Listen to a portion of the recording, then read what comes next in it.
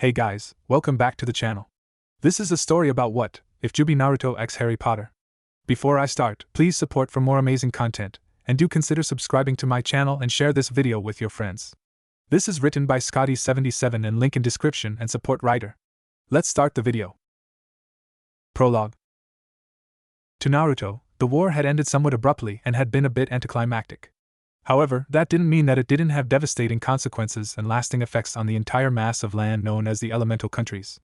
Toby, being as insane as Naruto had always thought he was, believed he had the power to become a Jinchuriki, and ignoring the fact that Jinchuriki could only be made with newborns whose chakra coils were still undeveloped unless you were a member of the Uzumaki clan, he wanted to be the Jinchuriki of the Juubi, a creature with so much power that not even the Rakuta Sennin could hope to hold it forever.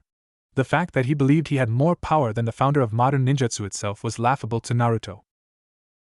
While powerful in his own right, he seriously doubted that Toby could possibly contain something so powerful in his body. The thing that made Naruto know for certain that he was completely out of his mind was the fact that he wanted to use the power to project his Mangekyo Sharingan onto the moon, which just happened to contain the original body of the Juubi, to cover the world in an infinite Tsukuyomi to create a world in which he had infinite control and no war or crime ever occurred. Again, it had to be the most ridiculous thing Naruto had ever heard. The problem was that while completely out of his mind, Toby was still dangerously powerful, not to mention extremely cunning and manipulative. Not to mention the white army of Zetsu clones and living dead shinobi he had at his disposal thanks to Kabuto, whose modified version of the Edo Tensei was even more difficult to handle than the previous. Though the allied shinobi forces had started strong, bit by little bit they had been picked apart by the seemingly endless army of Zetsu clones. At the time, Naruto had been trying to master a powerful technique exclusive to only Jinchuriki and the Bijuu themselves, but when the war was brought to him, he had no choice but to forget the training and head straight to the front lines. No matter how many people tried to stop him, it was just who he was. He really didn't know what war was, none of his friends did, so when things started going south he had to grow up in a hurry. In reality, Naruto realized very quickly he didn't have that many techniques. Aside from the basic Henjin Kawarimi, all he had were Kage Bushin, Rasengan and its various forms, summoning, and the Bijuu Bomb attack, and those cost so much chakra he could only do them a few times before being completely drained of chakra. While he did have Senjutsu and the cloak of chakra from the Kyuubi, what else did he really have? Looking at the various influences in his life, one would think that he would have known at least a few futon-style jutsu. With people like Kakashi and the Sandaime, who knew over 1,000 jutsu, and others like Jiraiya and the Yondaime who also used the Rasengan and summoning jutsu but also had things that made them stand out like the Hiraishin and Fuin jutsu masteries, what did Naruto really have? This was the question he began to ask himself as the war continued to drag on, completely ravaging the countryside and tearing families apart. Then Killer Bee was captured, and it completely changed the tide of the war. It had been his fault that it happened. He had, of course, gotten cocky in the middle of battle, a deadly mistake, and had been surprised when Toby had shown himself in person. Up until that point, they hadn't seen a sign of him, having no idea what he had been doing. The fact that they had no clue as to what type of power he had besides time-space ninjutsu, and with the new eye he seemed to have gained, he completely devastated any type of resistance that they had put up. They had started out against him strongly. When Kakashi and Guy had shown up to help he couldn't help but feel confident. Then, making use of the undead Jinchuriki he brought, not to mention the statue that contained the Bijuu, they found themselves hopelessly outclassed. Not even Kurama's powerful chakra and attacks could stop them for long. He was out of chakra and completely exhausted when Toby himself joined in. The battle was too hazy to remember. When he found out that the team that had saved him had also been killed with Killer Bee as a captive, he had been devastated. Not only had a friend of his sacrificed themselves for him, he had lost Kakashi, again. It also meant that he was now alone. The last of the Jinchuriki. Fortunately or unfortunately, depending on how you look at it, he wasn't the only one to realize that little fact. And before he knew it, he was put into hiding, again. Although it gave him time to reflect and train as much as possible, it hadn't mattered in the end. Toby tore through the allies and found him, captured him and proceeded to extract Kurama out of his body. At least, that's what he tried to do. While attempting to extract the Kurama with the help of Kabuto, and the various Zetsu clones, they triggered one last function of the Shiki Fujin. When Naruto had locked the Kurama away in his mindscape, earning the chakra cloak, he locked it away from everyone, including those trying to pull it out of the seal by force. What the seal then proceeded to do was disable the jutsu while echoing the effect of the extraction, sending it back to the original point of origin, powered by the death god himself, the statue that contained the spirit and energy of all the tailed beasts, excluding the Kurama. It didn't turn out well. In a blinding explosion that took out everything for miles, including Madara and his cohorts, the Zetsu clones and the shinobi summoned by the Edo Tensei Jutsu. Unfortunately, it also took a significant portion of the shinobi alliance in the process. It took a while, but while searching through the rubble for anything left over from the explosion, not that there was much there, the remaining shinobi found the battered body of one Uzumaki Naruto, unconscious and in critical condition. Rushed to the medical bay, Tsunade, Sakura, and Shizen personally oversaw his various operations and recovery themselves. It had taken 6 months for him to wake up, the explosion and unconscious use of the Kurama's chakra that he used to save himself along with the stubborn will to survive that he had inherited from his mother being the only things that had saved him. He woke up to silence. Utter silence. His muscles, atrophied from disuse, keeping him to the bed for an extra 2 days, before he had enough strength to sit up and walk out of his hospital room. The sight he found caused him to be sick. Bodies everywhere, as if they had just dropped where they stood, all rotting and decaying. He slowly made his way out into the horror that had awaited him, the door to the hospital he recognized as one of the rebuilt buildings in Konoha. He sped up as much as his body would allow to find that it wasn't just the hospital that had suffered. It seemed to be that every single person had just dropped dead where they stood. Everywhere he turned he saw someone he knew or something that caused his heart to break into little pieces. He didn't know when he dropped to his knees, he didn't know when he started crying or how long it had been until he stopped, but eventually, he stood and turned to the restructured Hokage Tower. If it was one thing he needed now was information, and the first place to look would be the one place that held even more secrets than anything he could find in the library. It turned out to be a good idea, the information he was looking for in the one place he hoped to be someday. It also turned out to be one of the hardest things he'd ever done, for there, sitting in the chair he wished to one day be, was the body of Godame herself, and in front of her, sitting innocently on the table, was a note addressed to him. Naruto. If I know you, and trust me I do, you'll be waking up soon. Unfortunately none of us will be there to greet you and it's one of my many regrets. I guess I should explain what's happening to the world before I say anything else. No one found out until it was too late to do anything about it, but when Toby tried to extract the Kyuubi from you, causing the explosion, the residue chakra from the bijou trapped inside the ceiling statue spread across the lands, and as you know, the chakra of the bijou is poisonous to humans. It wouldn't have even spread so far so fast if it hadn't been for the explosion. It took everyone by surprise, and by the time we could even think to do anything about it, it was too late. People dropped left and right, their bodies decaying at rapid rates thanks to the exposure from the chakra. You, however, being exposed to chakra from the Kyuubi all your life, and the fact that you still have it sealed and you only helped to protect you from the effects that everyone else suffered from. The only thing that's keeping you down is the injuries you suffered from in that last altercation with Toby and Kabuto. We're not sure what happened to Sasuke. I'm sorry you weren't able to save him. I guess he was just too far gone. I only have a few more things to say before I run out of strength. I'm sorry, so sorry that we're leaving you alone. It's the last thing I would wish on someone, least of all you. You were like a son to me, Jiraiya as well, even if we never said it, we loved you. All of your friends loved you, the village loved you in the end. They all believed in you and will continue to believe in you even after they depart from this world. I've set up your hospital room with all the things you'll need if you sleep longer than a few months. You'll live, I know for sure, because you never give up, no matter what. This isn't the end, because you still live on.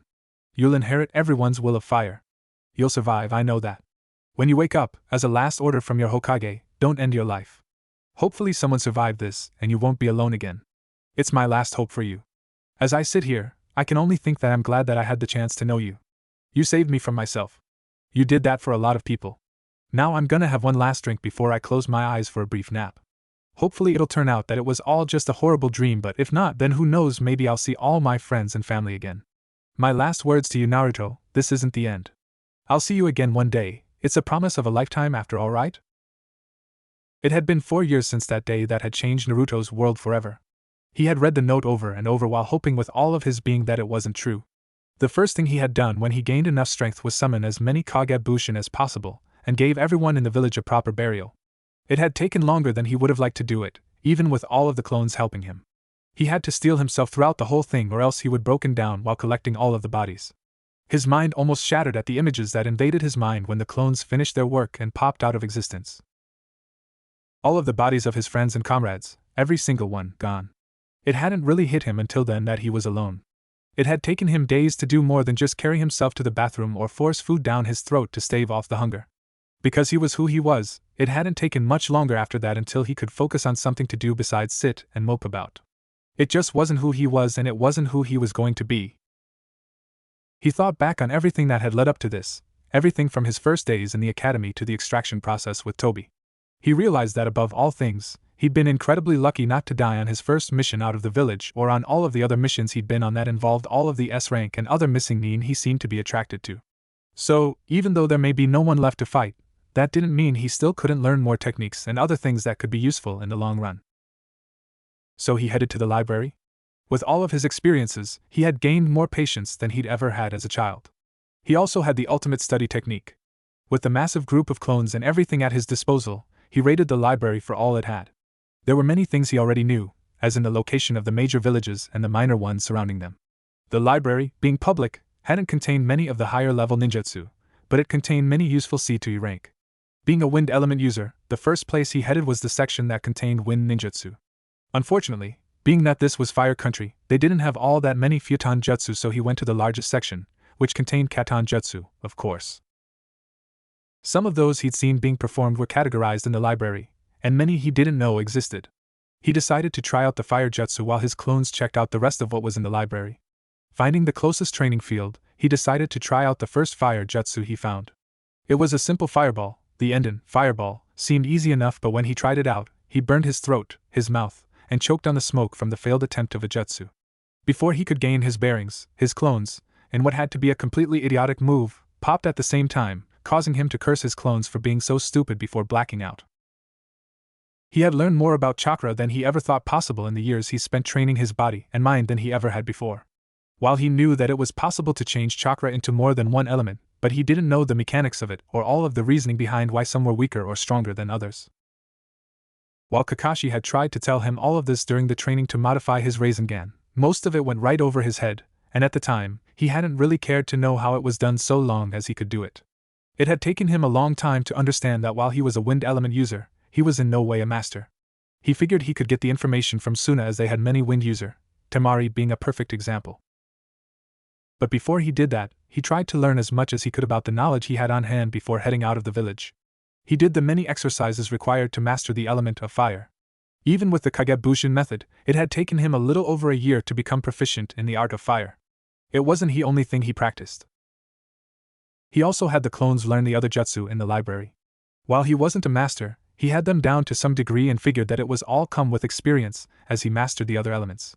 He also had a group of clones doing as much chakra control training as possible.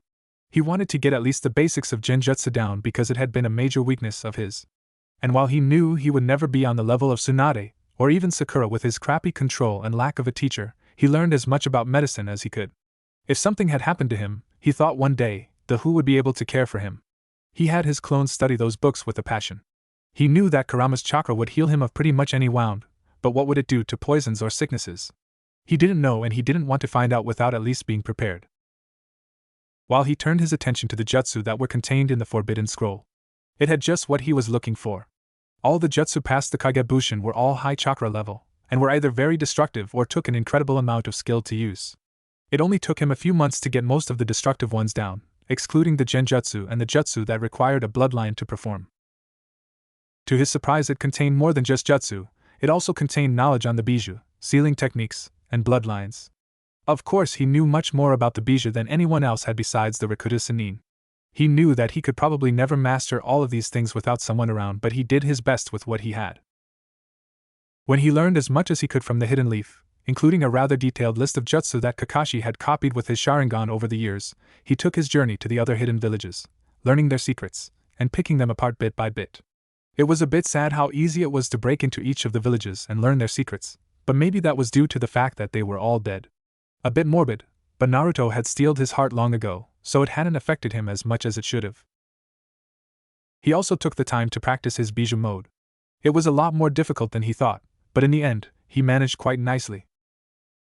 He also managed to learn more about the elements from each village he visited, each one, of course, specializing in their own type of techniques. He learned more than ninja techniques though. Having to take care of himself, he learned how to repair and how to cook something besides instant ramen. He learned to play the flute. Although it took so long without anyone to teach him, he hadn't bothered to learn anything else. Besides, he had only learned it to break the silence that constantly surrounded him. If it wasn't for Kurama's growling conversations, he probably would have gone insane a long time ago. He'd thought about summoning the toads, more than once, but the notion was immediately squashed with the thought of what had happened the last time he tried to. Within the first few days of waking up, he tried to summon Gamakichi, only to find that whenever he tried to summon something, the summoning matrix, overloaded with the amount of chakra left over from the bijou, destabilized and turned completely in on itself, causing a large explosion. However, one day, after spending years in solitude, he ended up being summoned himself to Mount Mayaboku, where he was drawn into a group hug that nearly crushed him. He wouldn't have minded if it did.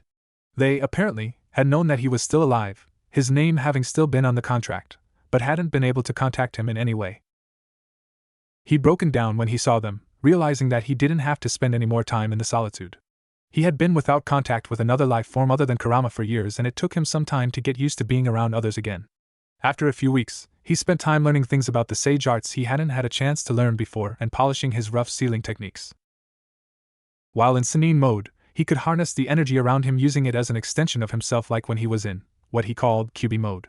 Naruto had known this, and used this information to his advantage in his fight with pain. What he didn't know was that once a person masters the sage transformation to perfection, he contained a connection to nature itself, and using that power, he was able to use what could be called a form of telekinesis, seeing as how he could move things with his mind now, as long as he had a bit of natural chakra to draw on. He'd been so excited when he figured out how to do it. When he jumped in the air in celebration of his achievement, he stayed there. It had been pretty funny to Gamakichi and Gamatatsu, who had been with him at the time, when he fell after floating for who knows how long. He was still getting teased for that. He was still trying to get his skill down to where it was second nature to him. His sealing skills had managed to increase with Fukasaku's knowledge and skill in the art, and after some time was able to call himself a master of the skill after passing Fukasaku's test, albeit barely. Even after all these years, he still sucked at taking a test, but it was better than failing. While it was nice to be around others, he couldn't help but wonder how it was that they had escaped the plague that had ravaged the entire country. When he finally asked Fukasaku why, he had been surprised to learn that Mount Mayaboku was in another dimension entirely. It was a thought that stuck with him for a while until it was eventually all he could think about.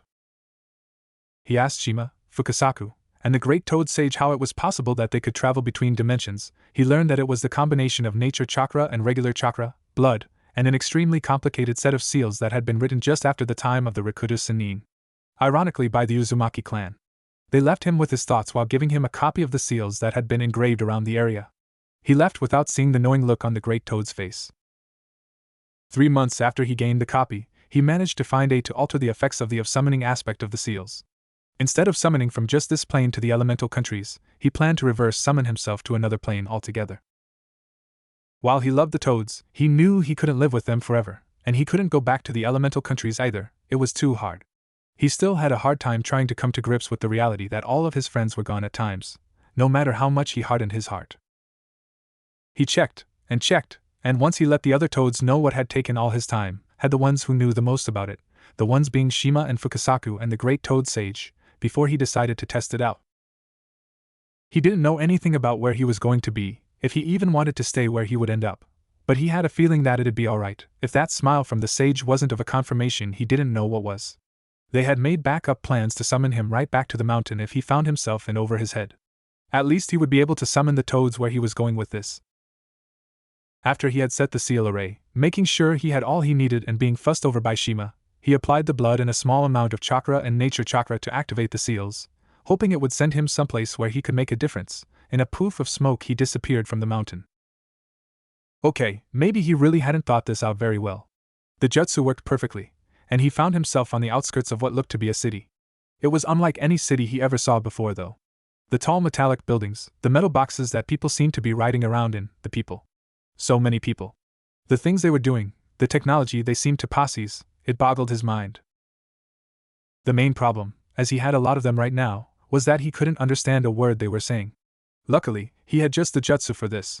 While looking through the different jutsu in the whole of Konoha, he had delved into the mind jutsu of the Yamanaka for a time. Unfortunately, because they were family jutsu, he couldn't use them to their full extent, but he made do with what he could use. One of those being a jutsu that let you read a person's mind, learning every one of their secrets. It had been used in the T&I department, but fell out of use because of the side effects that came along with the jutsu. While the jutsu let him read a person's mind, it also copied everything that the person knew into the person's mind. Used multiple times, people tended to go insane from the influx of information from different lives being forced into the mind. Luckily for Naruto, Years of dealing with his mindscape would allow him to separate the memories, taking what he needed, which was information about the world he was currently on, and dispose of the rest in what he liked to call a brain dump. It took him some time to find someone who looked like they knew the information he was looking for, what the world was like, what its general state was, the language, etc. Unfortunately for Naruto, the only one that fit the bill was a rather smartly dressed-looking woman. Now, Naruto had no problems with women, and he would have picked a guy if it hadn't been for the fact that the ones he had been observing looked completely ridiculous and extremely perverted. Not to mention they were teenagers, which explained his earlier observations. He didn't need that seeing as he had already gone through puberty once, he didn't need the experience again. But the fact that made taking memories from a woman was that they had different, life experiences and he could do without that. Still, he took his chances, performing the hand signs while aiming for the back of her head in a fashion that reminded him of a young Ino, and felt the memories bombard his mind. No matter how much the instructions said it wouldn't be too painful, in all his 22 years it had to be one of the worst head-splitting pain he'd ever felt. Luckily, it hadn't lasted long before he was able to gain his bearings and sort through the more, uncomfortable and personal memories, and find out what he needed to live in this world. It turns out, he was going to have a little trouble with this. Paperwork, as Naruto was discovering, was now his new mortal enemy, he decided. He still wasn't entirely sure how he managed it, but with the use of some persuasive genjutsu, he still wasn't terribly good at them, but he could do quite a few. The knowledge that he took from the woman's mind, a lot of time, and a ridiculous amount of luck, he managed to create an identity for himself. It turns out he landed in a place called England, which was just one of the many countries that the world seemed to possess. The city he had found himself in was a place called London. The woman had, luckily for Naruto, worked for the government, and, having left after a stressful day at work, decided to walk home, taking advantage of the good weather. Odd luck on Naruto's part if he did say so himself. With his paperwork finished, he still had a few problems. One being money. Oh, he had enough money with him, the only problem was that he wasn't sure he could use money from the elemental countries in this world. His second problem was indirectly related to the first. Where was he going to live, and how was he going to provide for himself? Not to mention how was he going to feed himself? Well, he was a ninja, and they did specialize in the theft department. Although, he didn't want to start off in this new world as a thief, even though it was his profession in his old world. He decided to check it out before he did anything drastic, and to his great surprise, he discovered that he could exchange his money for the currency they used here. By another odd stroke of luck, the elemental countries used the same currency as another country here called Japan. Weird, but he wasn't complaining. He did always have good luck in the money department. With that problem solved, he took time out to get something to eat, seeing as he hadn't had a chance to in days, the paperwork taking a while to process. As he sat down to eat what he gleaned from the woman's mind as a burger, he contemplated his living status. A lot of the paperwork had that particular bit of information needed, and that's where the genjutsu came in. He wouldn't have been able to finish it without covering it up somehow, but he would have to change it when he did get a home, which would hopefully be sometime this week. He was tired of sleeping in trees. He thought about the type of home he would want, something busy like Konoha had been, something simple where he could have peace and quiet. He really didn't know. Just thinking of Konoha left a bad taste in his mouth. He knew he still had problems with what had happened, he was just better off than he had been in the beginning. Those first few weeks had to have been the darkest days of his life. Oh, he wanted to ignore Tsunade's last orders. He did in fact try to kill himself after only a few short hours after waking. Only once though, and it hadn't worked out thanks to Kurama. Even locked away as deep as he was, it still refused to die, and with that refusal, refused to let Naruto die. The following lecture from him only helped to bring home the fact that he wasn't as alone as he thought. It had been a half-hearted attempt anyway. It hadn't been his proudest moment, and when the toads found out he had tried, without even talking to them first, they had flipped out. Something he didn't want to experience again. It also brought up another conversation with the toads to the forefront of his mind. The reason they hadn't contacted him in so long. It had truly puzzled him for a while before just settling on the fact that they had died too, not knowing that it was a different dimension they lived in at the time. They had explained that they had known something was wrong, but hadn't known what because for a time, they had been completely blocked from access to his world. No information could be obtained because of the thick cloud of chakra that covered his world. In fact, none of the other summons could get to his world, and when they finally did, Naruto had pushed them to the back of his mind, where he put all his negative thoughts away until he could deal with them. No, he decided. He didn't want to live in a place that would remind him of his old home, even a bit. What he wanted now was something that was what he had become used to. Living alone in almost total silence had changed him in many ways. The more docile the better. His only other problem being that he would also need a place to train would have to be solved later. He also need a mode of transportation, one of those cars, because he doubted that he could just jump on the roofs of the buildings here without causing suspicion. He wanted to blend in as much as possible, and money wasn't a problem. Apparently, just like in his world, money ran this place. It took longer than he would have liked to scout out houses. The man he contacted hadn't been the most helpful. He had gone through 3 people before he found someone to help him find what he was looking for. He had narrowed it down to 3 places that they had visited out of the 10. After looking at the information that he had been provided on each place a few times, he settled on the second choice, 1 number 5 Privet Drive. The second he chose it, he felt a chill creep up his spine. As he walked out of the office building, he couldn't help but think that someone had just walked on his grave. He needed to talk to Fukasaku anyway and let him know everything was going smoothly. Maybe he could give him some more insight on what he should do in this world. There was no way he was just going to sit on his ass all day.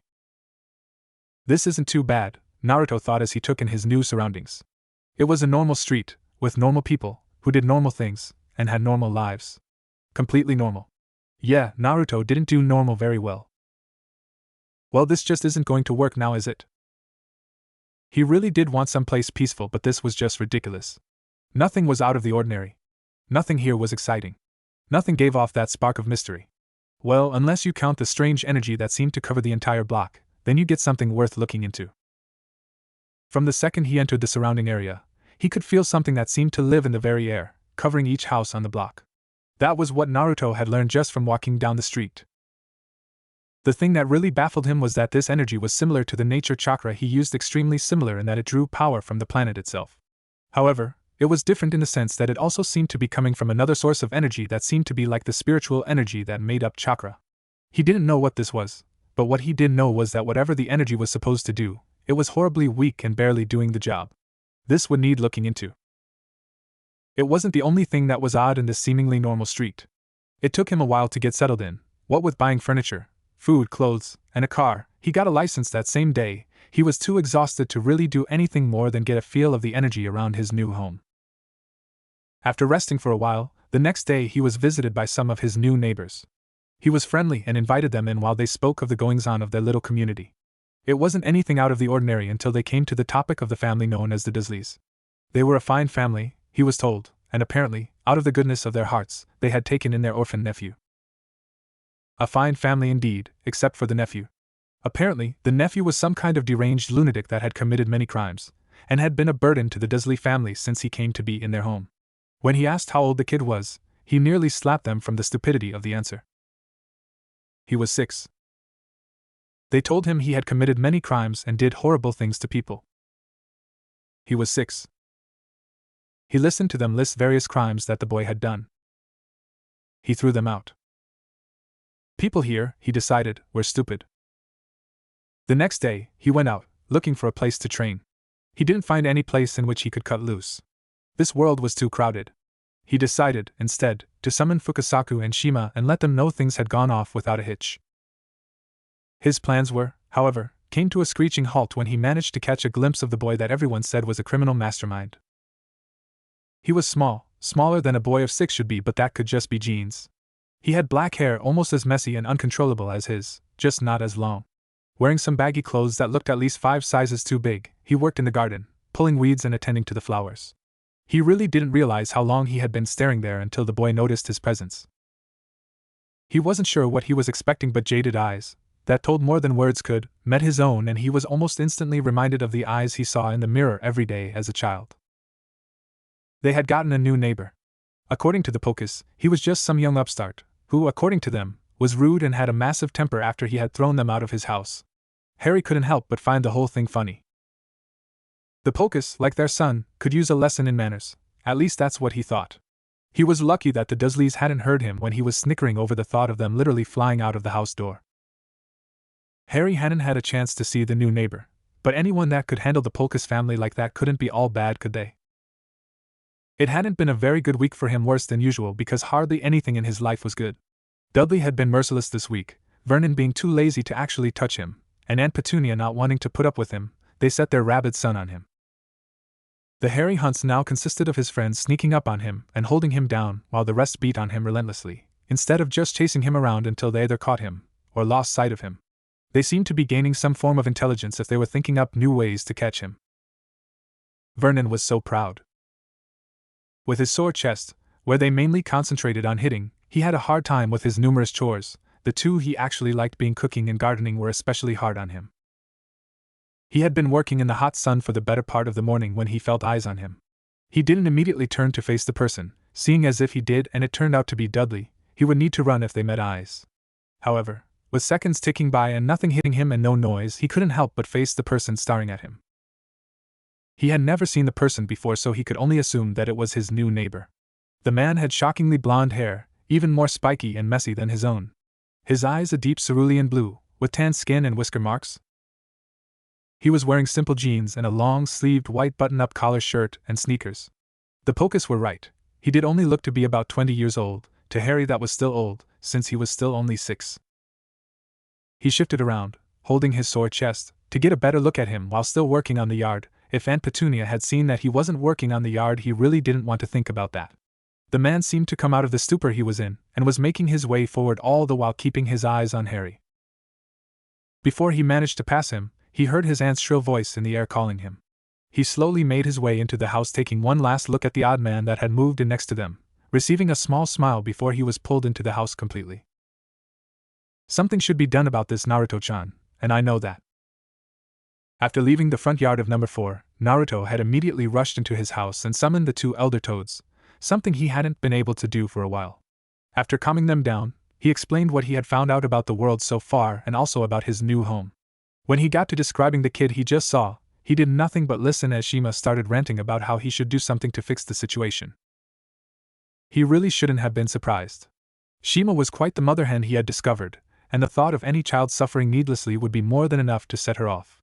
So far, she hadn't stopped talking for the past 15 minutes, both Naruto and Fukasaku taking it all in stride. He sighed. I know something should be done about it, he started slowly. The problem is that while I can easily tell that he's not being treated right in that house, I don't have any proof. Until then, I can't really do much about it. She opened her mouth to say something before sighing and looking at him with sad eyes. When you do catch them at something, make sure that child is put into good hands. You know I don't like it when I see something like this and can't do anything about it. They hadn't stayed much longer after that. Before they left, they made sure to let Naruto know to summon them on a more regular basis. They really didn't have much to say about the energy that seemed to be around the area except to be careful. It hadn't even been a day later when he saw the kid being chased around by a group of kids, the ringleader looking like a beached whale. He could see that the kid was a fast runner, but he seemed to be in pain, holding his chest as he had in the garden before. The other kids had finally caught up with him, 2 of the skinnier ones holding the boy down while the others started beating on him. All of this taking place in his backyard. Oh, Naruto was going to have fun with this. He quietly made his way out the door and walked behind them, and being so caught up with what they were doing, they hadn't noticed him. That was, until he cleared his throat. They all froze, turning to look at him, before attempting to run, attempt being the operative word here. Naruto had them all in a vice grip before they could even manage to make it 2 steps. Well, well, he said in a low voice. What do we have here? He had gotten all of them, and it had been so satisfying. He got their names, called their parents, and left them to their punishments. All except for Dudley, who wouldn't be getting a punishment from his parents. However, he did manage to get a little warning in, before he dropped them off with their families. And by warning, that meant a genjutsu reality where they were the victims of what had happened to Harry today. A little extreme, but something he felt they needed. Of course, they hadn't known he did anything, it was too quick for that, but he did know it worked if the fear in their eyes was enough. He had Harry stay in his house while he took care of the others, before coming back to treat the bruises that he had gotten from the kids. The boy was unusually silent while he put a small amount salve on the worst areas. He looked the kid over while treating him and couldn't help but notice that he was worse off than what he had seen that first time he saw him. He was unnaturally skinny, with more bruising than any child should have, and unusually short for his age.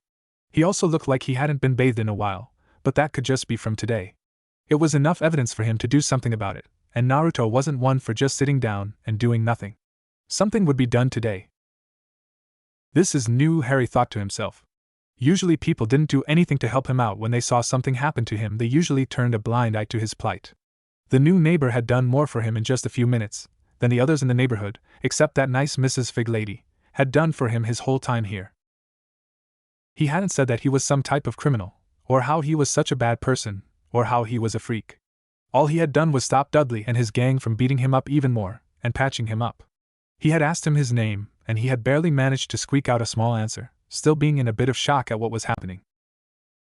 "So Harry," the man said softly, "does this happen often or is this something of a rare occurrence?" He hadn't really understood the last word, but understood what he was asking. The problem was that the Dursleys had told him time and time again not to tell. They told him what they would do to him if he ever said anything. It wouldn't be pretty. Naruto had quickly picked up on his unease and quickly tried to calm the kid down while still getting the answers he needed. "It's okay, Harry, if you can't tell me. How about I just ask some questions and you nod yes or no? That way, you won't really be telling me anything, alright?" Okay, mister." "Oh, sorry," he said sheepishly. He'd forgotten to tell the kid his name. "Call me Naruto." Naruto, that's a funny name, Harry thought before he began to listen to the questions. "Has this been going on long?" "Yes." "Do you always work in the garden on hot days?" "Yes." And so on until Harry began to feel tired. It had been a long day. He really didn't hear what Naruto had said, while his eyes slowly closed. He didn't realize that Naruto had picked him up and carried him to the couch and laid a thick blanket on him while he slept. All he knew was that he was feeling better than he had in a long time. Naruto watched with satisfaction as the Dursleys were carted away in a police car, the son being taken into child custody. After he had put Harry to sleep on the couch with a small jutsu, he quickly called the cops, stating that he had evidence of a child living in an abusive home. It hadn't taken long for the authorities to get there, showing up at his house first and looking over the child, before heading to the Dursleys for questioning. The Dursleys, being who they were, hadn't really helped calm the police and instead put them on guard as they forced their way into the house with search warrant looking at the place from top to bottom. They found plenty of evidence to put them away while they looked into the situation. As they sped off in the back of the police car, Naruto spoke with the remaining police about what would happen with Harry while they tried to resolve the situation. He was told that while he could keep the child with him for the time being, there would be regular checkup while they set up a trial, and he would have to get the child checked out at a hospital for physical evidence of abuse and for treatment for any lingering ailments or other problems. Naruto thanked him before watching him speed off, all of the nosy neighbors quickly making their way back inside their homes. Naruto turned around to do the same, but that was when he heard a loud crack behind him. He turned back around to see a rather strange-looking man, with a long white beard and long white hair, wearing a robe with moons and stars on them, with half-moon-shaped glasses and a slightly crooked nose looking right at him. "What the hell?" The man quickly made his way toward him, stopping just a few feet away from his front door, where he happened to be standing, before speaking. "Excuse me, I think I need to have a word with you." Harry couldn't remember the last time he had slept so well. He had the most wonderful dream, too, about how his new neighbor had stopped Dudley and his gang during one of the famous Harry hunts. As he slowly woke, he was assaulted by the wonderful aroma of a well-made breakfast, which was odd because usually he was the one that was supposed to cook the food. Wait. He quickly sat up, ready to run into the kitchen to apologize on bended knee, if it kept him out of trouble with the Dursleys, when he took in his surroundings. It didn't take long to realize this wasn't the cupboard under the stairs, let alone number 4 Privet Drive. While it did have the same basic design as all the surrounding houses more than likely did, there were boxes everywhere, as if someone hadn't gotten finished unpacking them. The furniture was in odd places, and there were odd symbols decorating the ceiling. This definitely wasn't number 4. As he was taking in his surroundings, he became aware that he was being watched. He turned to the entrance to the living room and saw his new neighbor from the day before. It was then he realized that the dream he had been having wasn't a dream at all. For the first time, someone had actually helped him. The man, Naruto, he remembered, had helped him out after that little incident with Dudley and asked him all those questions about Aunt Petunia and Uncle Vernon. Harry was still looking at him as he made his way over to his side on the couch, 1,000 questions floating along in his mind. It must have been obvious with the way the man was smirking before he spoke. "I know you probably have lots of questions, but I think it'll be best if we eat first, agreed?" Harry had to admit that he was hungry, but what else was new? He was led into the kitchen where the food was laid out, similar to a feast, with 2 empty plates next to the empty chairs. There was no way he could possibly eat all of this. He sent a nervous glance at Naruto, who just smiled and nodded towards the table. Well, he was going to get a good meal today, even if he couldn't eat anywhere near all of it. It had to have been the best meal he'd ever had. He had eaten more than he thought he could, but in the end, Naruto who had finished off the rest. After they had retired to the living room, With Naruto taking a rather comfortable-looking chair and Harry taking his place back on the couch, Harry looked expectantly at Naruto, a million questions burning in his eyes. Okay, first things first, the Dursleys won't ever be a problem for you again. I took care of them last night. That hadn't been what he was expecting. The very thought that he wouldn't have to return to that dreadful place was something he had hoped for years.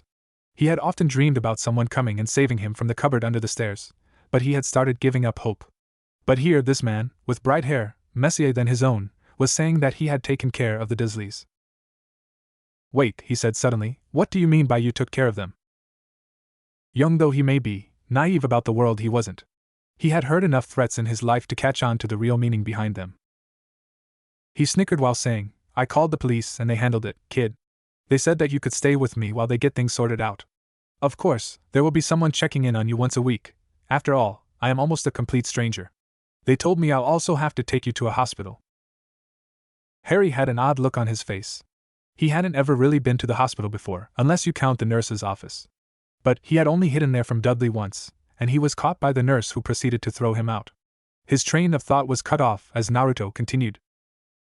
The police want to have physical evidence of the abuse you went through in that place, along with getting you a full physical. What you went through really did a number on your body. They'll give you things for that, and it'll help with your growth as you get older. Telling a kid about how messed up he is was a bit harder than Naruto thought, but then again, he seemed to be taking it well. Or, as well as someone in his situation could be taking something as heavy as this. But he wasn't ready for everything he had to know yet. Not by a long shot. The things that he had found out from that man, Albus, were so disturbing he needed some time to really work out how he was going to handle it all. Flashback. Excuse me, I think I need to have a word with you. Okay, this is weird, even for me, Naruto thought as he stared at the odd-looking man. What could he possibly want with me? Did he somehow know that he came from another world? Or was it something else? The only other thing that could have possibly drawn attention to me it hit him like a ton of bricks. This guy wants the kid, or at least something to do with the kid. All of this ran through Naruto's head in less than a second. I'll play this off until he gets to the point, just to see what this guy wants. I'll force it out of him if I don't get an answer. Is there something I can help you with, Mr. Albus Dumbledore? And yes, there is something you can help me with. May I come in? Yes, invite a random old man that just popped out of nowhere wearing strange clothes into your house. Very smart idea for any normal person. Luckily, Naruto was not a normal person and he felt confident that he could handle any situation that might come up. Besides, he was curious about what the man really wanted, and after all, information was priceless. I guess so, but seeing as I just moved here, you'll have to excuse the unorganized mess that is my home. Both he and the man, Albus, made their way into the house where Naruto led them to the kitchen. Albus sat down in the offered chair before looking at him with a serious expression on his face. I would like to know what you've done with Harry Potter. Straight to the point, that was what he was hoping for. Do you mean the boy that lives with the Dursley family? I've done absolutely nothing to the boy and I don't know why you would need to know in any case if I had done something with him. What I want to know is why are you here questioning me, instead of his family, and I'd like to know why. Quick to answer, he seemed to put a bit more force in his voice this time. I don't really see why you need to know. I do, however, know that the boy is here in this house and his family is no longer at their home. I don't want to, but I will use force to get the boy back if I have to. Trust me, I didn't even need to do this. I could have easily taken the boy and had him back with his family, and you would be none the wiser. However, I was in a particularly good mood today. So just hand the boy over to me and I'll be on my way. Okay, he was pissed off now, even if he didn't show it. This man thinks he can just come up to him and order him around in his own house, never mind what he could want with the child that was in the other room. You, sir, he began as he released a bit of his killer intent, just made a big mistake. You can leave now. I believe you know the way out. He turned his back to the man, not usually a good idea, only to dodge an odd-colored light that had been headed his way. He turned back to face the man, who was pointing a piece of wood at where he had been. Obviously, Naruto thought, this is how this world fights, which is odd because nothing in that woman's memories mentioned anything like that. This will be almost too easy. You want to go, old man? He said while lacing a bit more of killer intent in his words. Let's go. He obviously wasn't expecting Naruto to have dodged the first attack, if the look on his face was enough of a hint. It left Naruto with enough time to quickly phase behind the man and knocked him out. That was just pathetic, he said as he lowered the old man onto a nearby chair. He propped him up before tying him down and stripping him of all the items on his person, which consisted of the odd stick, a bag of candy, and an assortment of other things that Naruto couldn't describe.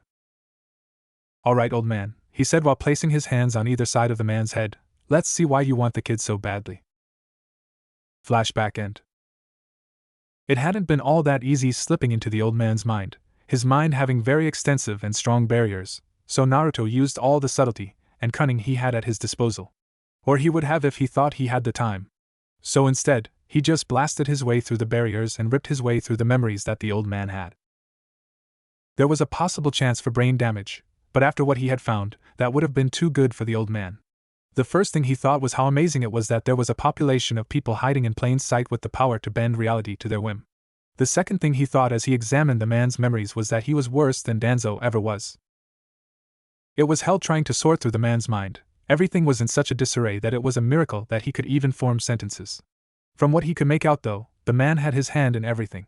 The wizarding government, the education system, the bank, the agriculture, hell, he even had a hand in the broom-making industry. He saw the things that had been done, all in the name of the greater good, and it made the things the Leaf had done look like nothing next to his deeds alone. He had ruined families while gaining their trust, set laws that alone had almost absolutely nothing to do with the law, but when put together in an elaborate system that he had created, he could do almost anything he wanted and get away with it. He had stolen money, killed off families that he had no use for or would be in his way, and somehow managed to do it all the while setting in an image of himself as a great figure of light. He even managed to forcibly bond a creature of fire and light to himself for life. He had even manipulated the last of the two great Dark Lords of the time. Grindelwald really had wanted to bring about a new era to the magical world, but with skill that seemed almost unnatural, Dumbledore somehow managed to change the direction of what the man really wanted. It turned him into something that he really hadn't been, a murdering psychopath who wanted nothing but power and control of the magical world. He then proceeded to set up the historical battle between the two of them, controlling every single aspect of the fight, and became a person of great authority and status in the world. As the years passed, he continued to worm his way into the many aspects of the magical world while putting off the air of being a perfect grandfather figure to the world. There was no words to really describe how frightening this man really was. He had power in every sense of the word. As the years passed, he knew that he'd need to re-establish his status as the most powerful wizard of the age. So when a young man by the name of Tom Riddle was brought to Hogwarts, he saw an opportunity. The child had been steeped in hatred at a young age, partially from the abuse he suffered at a young age at an orphanage, and the corrupted bloodline he was descended from. That wasn't to say that the boy was evil, however, he did have power and darkness, and that was what Dumbledore capitalized on. He skillfully led the boy around the nose for years without the boy even knowing it, slowly corrupting him until he no longer was just a young angry boy. He had waited patiently while a young Tom Riddle changed into what was now the monster known as Voldemort. Battle after battle, death upon death, and Dumbledore realized that he had made a mistake. While everything had gone off without a hitch in his plans, he hadn't taken into account the fact that his age would slow him down as much as it did. Oh, that didn't mean that his magic was any less powerful, but his body had begun to tire more, meaning that he could only bring Voldemort to a standstill in battle. It was a few years before he was presented with another opportunity. Another young boy by the name of Severus Snape had been just as Voldemort had. Young and angry with a horrible home life. The only difference was that the boy actually had a friend in the form of a young girl by the name of Lily Evans. The pair had started off as the best of friends, but thanks to the efforts of James Potter and Sirius Black, arrogant pure-blood boys who had a love of breaking the rules tore them apart. They tormented Severus, which made his hatred and attraction to the dark arts grow, and perusing Lily in a romantic fashion until they had been forced apart. Of course, Dumbledore also had his hand in this, doing nothing to stop the boy's horrible treatment of the other boy. This is about the time that the Gryffindor-Slytherin stereotype really set in.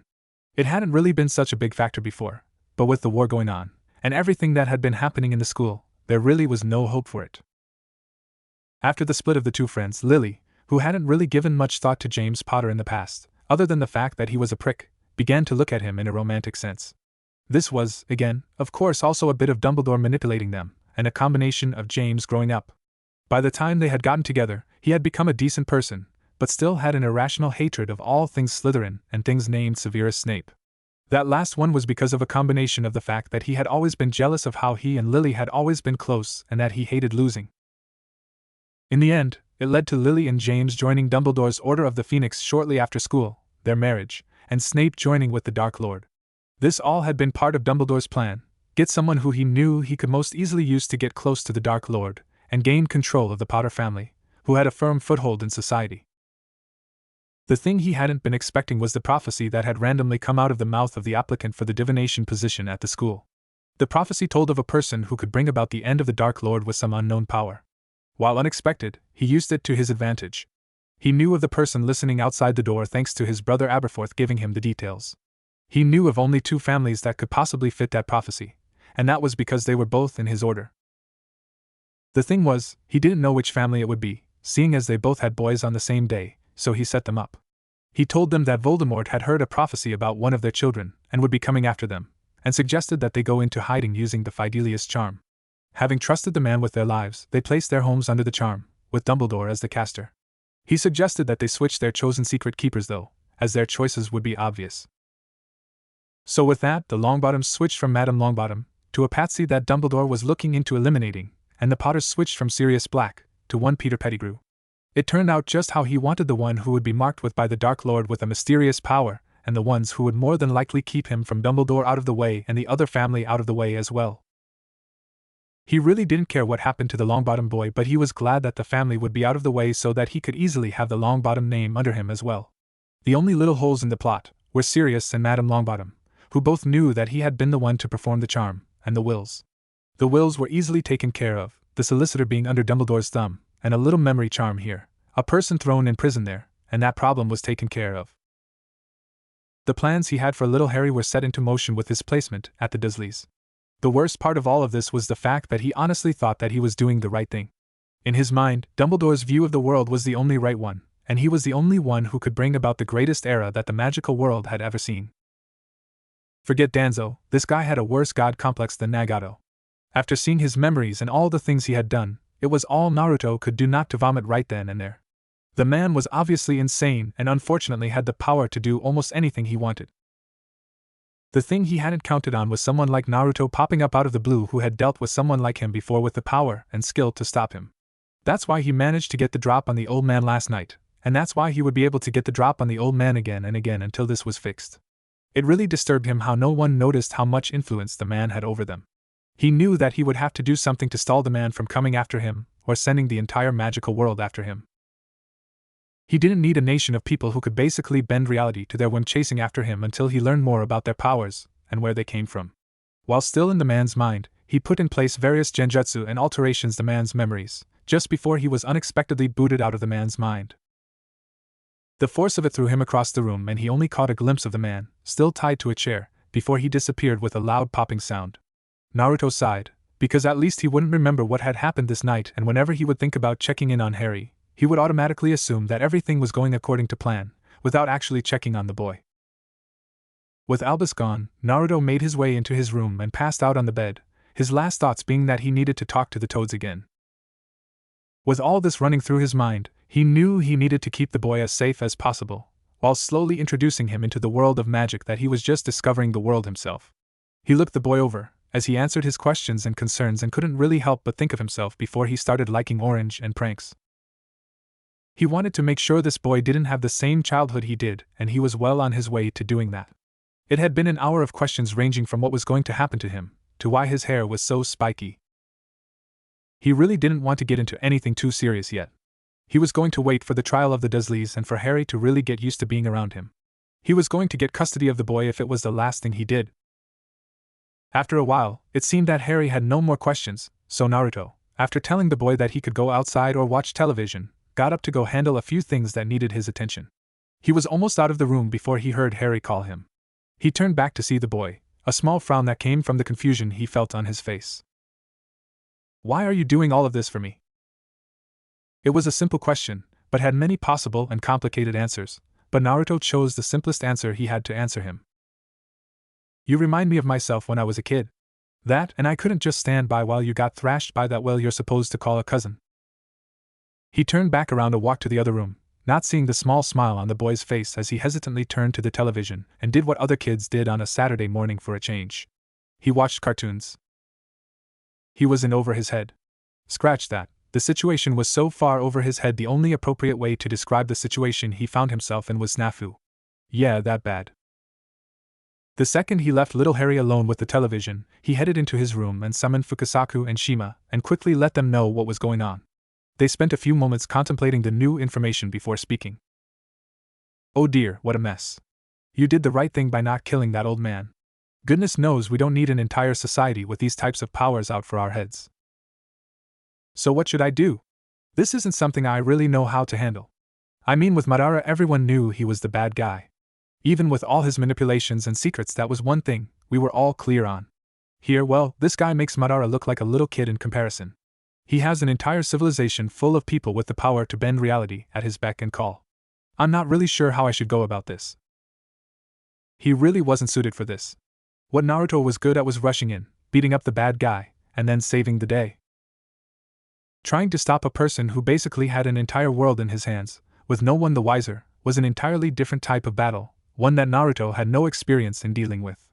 It was manipulation on its finest level. And it seemed like he wasn't the only one thinking that. Well, you don't really have too much experience with this kind of thing. No matter how much you've learned over the years, you hardly have any experience in the subtle art of manipulation, which is what the situation calls for, and it's not something you can learn in just a few weeks either. It takes time that we apparently don't have. He paused to take a breath. The first thing, and I mean the very first thing you need to do, is set up some type of safe place, somewhere you can't be found by this man if he's as dangerous as you say he is. It's a good thing that we have at least a month to prepare before this man gets wind of what we're doing. A month really was all they had. That's when the trial for the Dursleys was scheduled. The reason it had been pushed back so far was because of the new evidence that incriminated Vernon's sister Marge. It seemed like the whole family was messed up. This month was a window called opportunity that they needed because when the trial happened, Dumbledore would know something was up and come to investigate. Naruto had really gotten lucky with that attack he landed on the old man. If he had been expecting that type of speed from him, it could have went in an entirely different direction, no matter how old the man was. Honestly, I'm tempted to take the kid and just leave this dimension altogether, and hope we land in a better one. The toads looked at each other nervously, and warning bells automatically went off in Naruto's head. The only time someone had that look was when they were keeping something from him.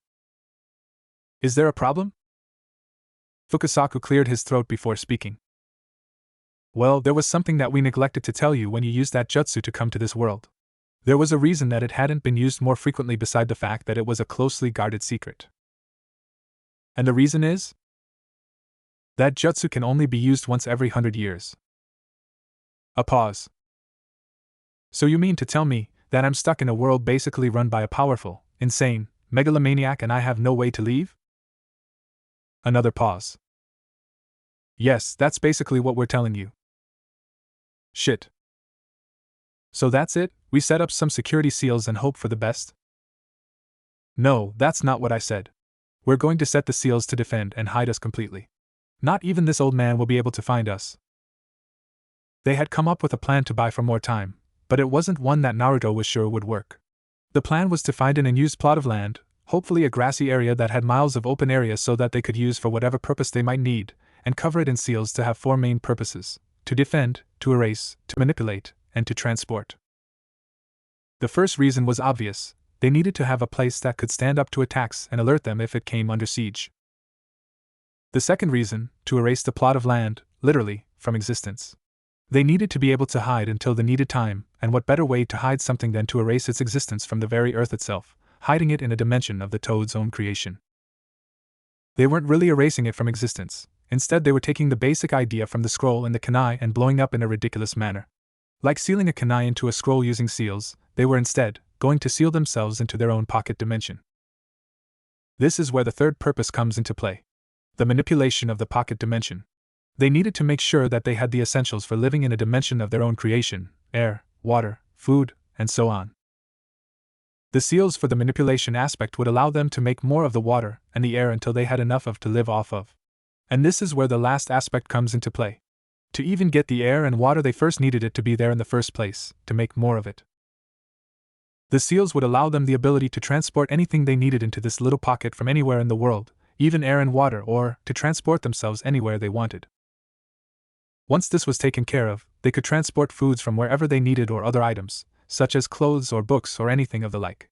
The last two things that the defense and transport aspect provided was the ability to hide anything and the ability to instantly be anywhere you want. The idea was based off the Hiraition, in that wherever the kunai were located, that's where you'd end up. The second aspect of the defense was its ability to hide anything. Nothing in the protective area could be located, which was what they needed if the information that Naruto had gleaned from the old man's mind was accurate. Harry had many spells that could track his movements almost anywhere in the world, and they didn't want to be found. It had amazed Naruto that the Toads had come up with this idea within 30 minutes of hearing the situation he had landed himself in.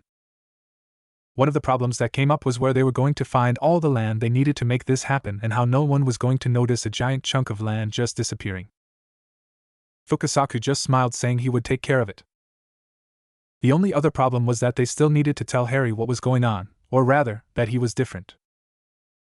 He didn't want to overwhelm the kid with all of this information, but with the advice of Shima, whose inner mother had resurfaced, he decided that he would tell him about the magic of this world now. Then wait a little while, preferably after the information had sunk in, to tell him about what they were going to be doing after the trial. Just one question. Yes? This all seems extremely complicated. The seals alone sound like it would take months to set, not to mention how much chakra this is going to take. How are we going to get this all set up in a month? Fukasaku just chuckled. That's where you come in, my boy. To Harry, the past week had been the best he'd ever had in his entire life. No Dursleys, no chores so far, he got to watch cartoons, he could sleep in a real bed, the list went on. Did he mention he got to watch cartoons? Even though he was forced to do it at the Dursley household, he honestly enjoyed cooking. So one morning when Naruto was getting ready to make breakfast, he quietly asked him if it was okay if he could cook some of the meals.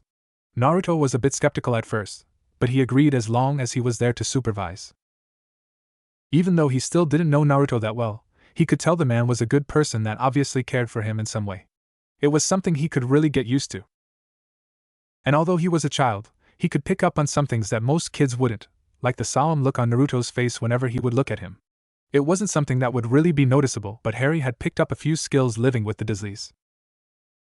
He really didn't want to say anything, in case he messed up what little stability in the house they were gaining, but it seemed like it was a conversation destined to happen, so when Naruto came up to him, face set in a grim frown, he knew something was wrong. We need to have a talk, Harry. Harry hadn't taken the news about his family, and what he was very well. He spent the next 2 days hiding in his room, only coming out for meals, or to use the bathroom. The meals were awkward and tense at best, and Naruto really had no idea what he was supposed to do. He had never really dealt with kids before, at least, not taking care of them like this.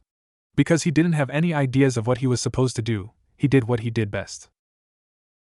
He charged into the situation with absolutely no plan in hand, just his ridiculous luck and a hard head. He knocked softly on Harry's door asking to come in but didn't get an answer. He slowly pushed the door open to find Harry lying on his bed face down into his pillow, seemingly ignoring Naruto's presence. He sighed before moving to sit on the edge of the bed, not speaking, just staring ahead, lost in his memories. It was a while before either of them spoke, and when they both heard someone speaking, Naruto wasn't the slightest bit surprised it was coming from him. You know, when I came here, I didn't expect to find anything to really keep me here. I was really just looking for a way to pass the time until my final days. I honestly thought I would have been alone the rest of my life, but then again, if my old friends heard me saying that, I'd probably get a fist to the head. Harry, who hadn't moved once since they had been in the same room, turned his head ever so slightly, to listen better or just to get more comfortable. Naruto wasn't sure, but it did give him a bit of an incentive to keep talking. When I look at you, your eyes remind me of one of my older friends. She always had a bit of a temper, but she was very kind and always wanted to better herself for her friends. I guess that's why she became a medic, but I could never be sure. Your eyes, while the same color as hers, also remind me of my other friend. He was always alone as a child, never really had anyone, and it was hard for him. When I met him, he was in a bad place, but I managed to get him out of his darkness, and he became one of my best friends. Do you know why I'm telling you all of this, Harry? Harry, who at this point had fully turned to face him to listen, shook his head. It's because you were in a bad place as well, and you remind me of some of my old friends. You also remind me of myself as a child. I was never liked by my hometown, at least not by the majority, but I had people who helped me, and that's what I wanted to give you when I first saw you. What I said the other day about your parents, you didn't let me finish. Harry started at that. He had run out of the room when he heard that his parents had died because some madman had been after him. He didn't want to hear any more about how his parents had died because of him. That man was after you and he was set on killing you, but your parents loved you. They loved you enough to die for you when they didn't have to because they wanted you to live. That's why you survived that night. Their magic lingers on you at this very moment. No matter what happens, they still do their best to help protect you from harm. It was true, it had to be true. Those horrible nights after Vernon had been angry or Petunia had been vindictive, and he had been hurt because of it, he remembered how he wished the pain would fade, how he wished the pain would go away. He remembered falling asleep to the soothing warmth like a mother's hug and waking up the next day with the worst of the wounds and bruising gone. At the time, he couldn't explain it, but it made sense now, and he couldn't help but feel bad for the way he had been acting the past few days. He was about to apologize but was stopped by a single finger in the air. Naruto looked at him before chuckling softly. "It's okay, Harry, you don't have to apologize, and I understand how you were feeling." He paused for a moment to observe the young boy before speaking again. "Is there something you want to ask?" Harry looked down for a moment before looking up with a slight blush staining his face. "Can you tell me more about my parents or your friends?" That question brought a smile to Naruto's face that almost lit up the whole room. "I'd be happy to." It had been a rather stressful month for Naruto, having to get everything ready in such a short amount of time that he had. Summoning the Kage Bunshin was no problem, he had been doing it for years, and they hadn't had trouble finding a place that was absolutely perfect for what they needed. The problem was the seals needed to pull this off were an entirely different level that Naruto had never had to deal with. Not even the seals needed for the dimension hopping he had done hadn't required the level of precision and skill that Naruto wasn't sure he actually had. However, in reality he didn't have much of a choice. It was either get it done or deal with an insane megalomaniac before he was anywhere near ready. So with that mindset, Naruto had done surprisingly well, having Fukasaku there had helped immensely. It had taken 3 weeks, even with the Kage Bunshin helping out, but they finished with enough time to hire a lawyer for the upcoming trial. The only other problem with the seals was the chakra drain Naruto had suffered when it had come time to actually power the seals. He and Fukasaku had both underestimated the amount of power needed to activate the seal array, and when pouring his chakra into the characters, for the first time in years Naruto experienced an extreme case of chakra depletion. He had a hell of a time trying to explain to Harry why he was so pale and on the verge of unconsciousness, not to mention why he slept all of the next day and well into the evening. Speaking of Harry, they had both become rather close in the month that they had together. Every night Naruto would tell him stories about his parents he had gained from the old man's mind, or about his friends and his old home. Of course, he embellished quite a bit, not quite ready to reveal the secret about him being a ninja and coming from another world, but it seemed that Harry had enjoyed the various stories about his friends. He had of course wanted to know more about his parents before anything, even if Naruto didn't have much to tell. Nevertheless, it had been enough for the young boy and they had grown closer because of it, although it hadn't all been good for Harry. Turns out the boy had more problems than he had originally thought. He hadn't had any of his shots. His eyesight was terrible due to a combination of his horrible treatment, genetics, and the fact that his glasses were the wrong prescription didn't help. Harry said that the Dursleys had gotten them at a garage sale. It took quite a bit of Naruto's self-control to not storm break something, but he hadn't wanted to frighten Harry or the doctor that was giving Harry his physical. It was discovered that he had a concussion a while back, but other than that, all that was there now was a bit of bruising and malnutrition that showed in how weak his bones were. He had been set on a very specific diet that, over time, would help him gain strength in his bones and help his height increase to where he would catch up to his age group in a few years. The police had, as they said, sent someone over once a week to make sure that Harry was doing alright, but to also gain insight on what went on in the Dursley house. It was usually a social worker who came, and they had typically asked what a normal day in the Dursley household was like. Harry had described it as best he could, which meant he just said he did all the chores, cooking, cleaning, gardening, and getting punished when he didn't finish on time. He had clammed up when they had asked for more details, so they had decided to leave it at that. After they had left, almost every time, there was a melancholy mood about the house, the talk of the time Harry spent in the house of number 4 bringing up bad memories for him, but being a small child he bounced back quickly, running about the backyard or playing with some of the toys that Naruto had bought for him. It didn't hurt that Naruto was also his guardian at the moment. And while he wasn't looking forward to the trial coming at the end of the month, he couldn't help but feel a bit nervous. What if they let the Dursleys go, and he had to go back to them? It had been something that had been running through his thoughts a few days before the day of the actual trial, but Naruto banished those thoughts with just a few words. If they do, by some miracle, come out of this without any jail time, they'll have to go through me to get you back, and I don't give up on something as important as this. Even if it's the last thing I ever do, I'll keep you away from those people. That's a promise. With the amount of conviction in those words, Harry couldn't help but believe him. Even if things turned out for the worst, he'd remember this month as the best one of his life, and he was alright with that. It was a much bigger crowd than either Naruto or Harry were expecting. It seems that word had spread that the perfect family known as the Dursleys had done many horrendous things to their nephew. But the most surprising thing was that not only was Marge Dursley, Vernon's sister, was part of an illegal dog breeding and fighting organization, but Vernon had been stealing money from his company for years and no one had caught on to it. Naruto wasn't really surprised by that one. With the way the man could put down food, it was a wonder how they hadn't all went bankrupt from the food expense alone. Thankfully Marge's trial had been held earlier that week so Harry hadn't had to deal with that. She had been sentenced to 10 years in prison for that one. As they made their way into the courtroom, Harry was becoming increasingly nervous, the whole thing being such a different, and almost overwhelming experience for him. He drew closer to Naruto for a bit of comfort, or as much as he was going to get in this setting. A hand rested on top of his head, drawing his attention to Naruto, who was looking at him with concern in his eyes. He took a deep breath and nodded towards the older man, steadying his already frazzled nerves. They made to take their seats, but out of the corner of his eyes, a small flash caught Naruto's attention. As he turned his head to see what it could be, his heart plummeted at the sight that met him. One Albus Dumbledore stood there at the other end of the room, eyes twinkling madly as they stared straight into his own. Shit. This is not going well. It really wasn't. After the judge had made his way into the room and the court proceeded with the opening statements, one Petunia Dursley was called to the stand to give her testimonies on what had happened in the house. This is where things began to go downhill for Naruto and Harry. When the questioning began, Naruto knew right away that something was wrong.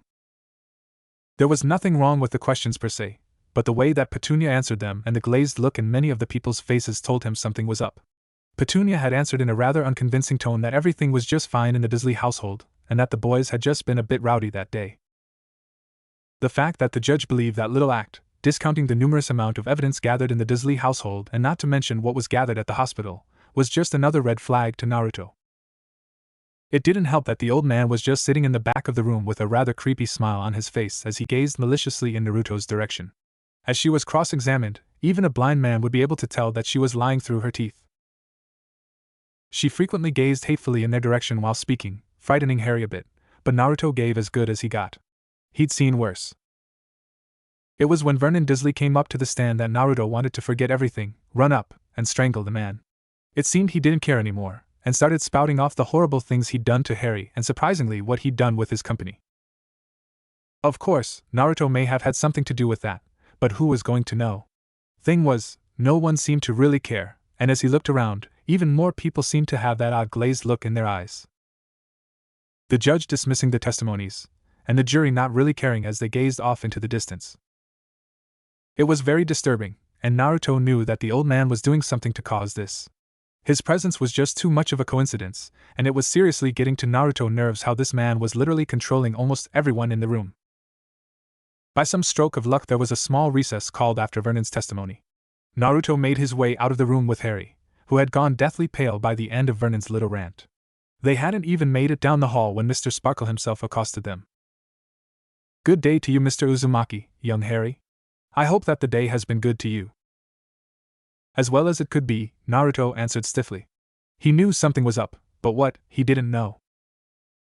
Good, because it'll be the last good day either of you will have for a very long time," he said, his voice getting lower with each word. Naruto's eyes were wide as he listened to the ramblings of the old man. "You think I don't know my own mind well enough to know that someone has tampered with it? It was a simple matter to reverse whatever it was that you did. I was ready to storm your little home and take Harry back by force, but I was curious. I had never seen such a technique before, so I watched you. You were even more intriguing than I could even imagine. However, you are nowhere near as powerful as I am. Your little frogs won't be able to stand up to me. I don't know what you were doing with them as you seemingly disappeared off the face of the earth, but you are inconsequential to me. Once this little farce is over, you'll be gone and little Harry will be right back to where he was before you came along. I do hope your day is as good as mine is, because you don't have many left." And with that little disturbing statement, Dumbledore made his way back towards the courtroom, a slight bounce in his step. It had to be one of the most stressful things he had ever had to deal with. He needed some help with this one.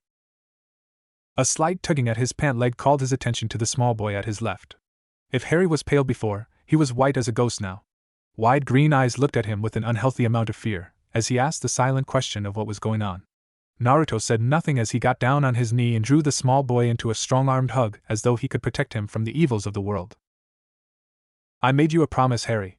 You won't be going back to those people. And I always keep my promises. They made their way back into the courtroom. The people still had that odd glazed look in their eyes.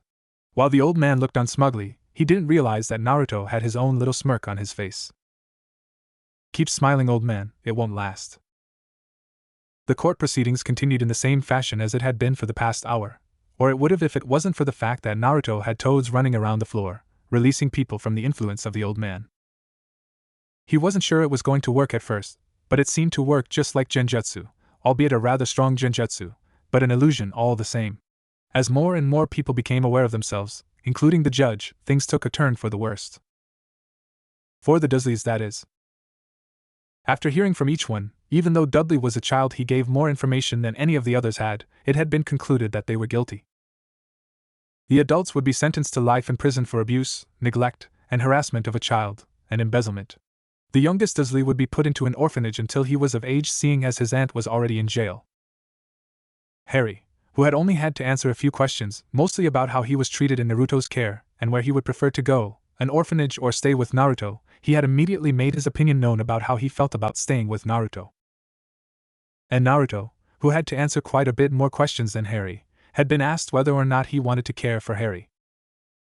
It was something he had said yes to immediately, and he could hardly hold in a small chuckle when he caught sight of the look on the old man's face. It looked like he was about to blow a gasket.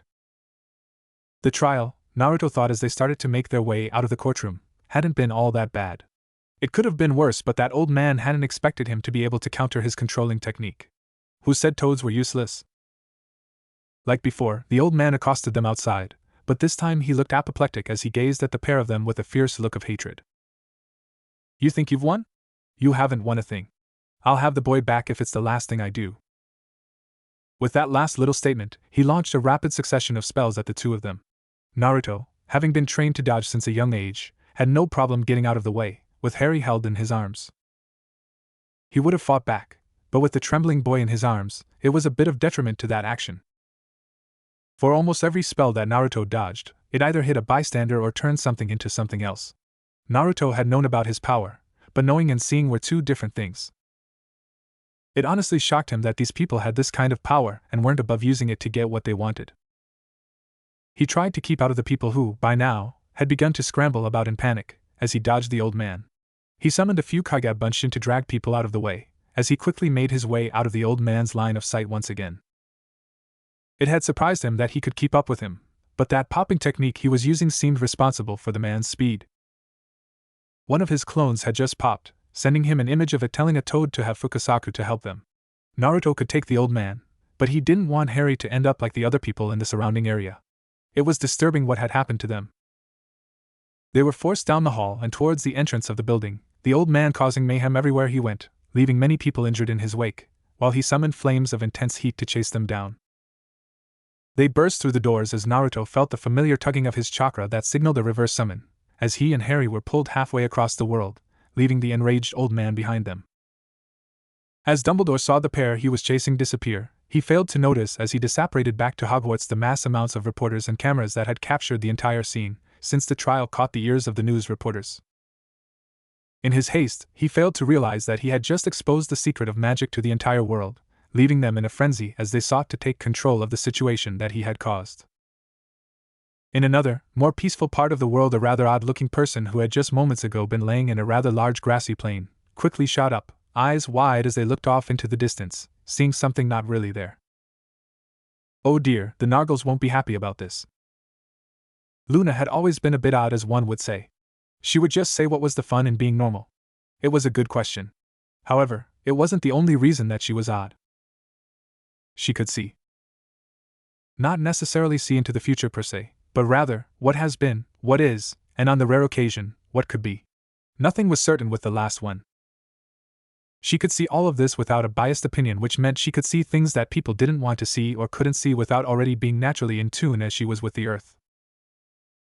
The Nargles, for example, were not just something that she had made up on a whim. They could only be seen and heard if you had a rather open mind and were either intimately in tune with the magic of the world, or were a firm believer in the unbelievable. Luna just happened to be both. The Nargles weren't sprites as those who believed in them thought. Rather, they were an extension of the Earth itself, its power made real by the need to teach and survive because, like many had theorized, the Earth was alive and did have a consciousness.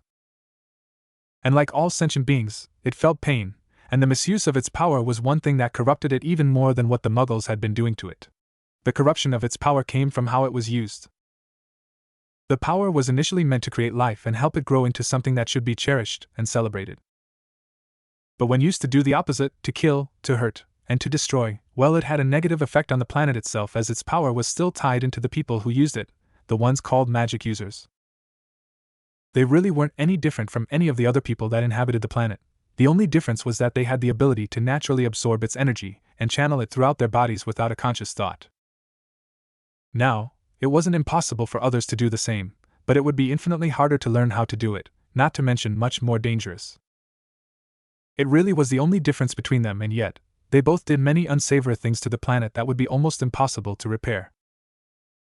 The people without the ability to naturally draw the energy, the Muggles, were destroying the body while the magic users, the wizards and witches, were corrupting its powers bit by little bit. It was only with the birth of a few special people that kept the influx of positive, clear energy coming with their positive actions with its powers that kept it from collapsing on itself.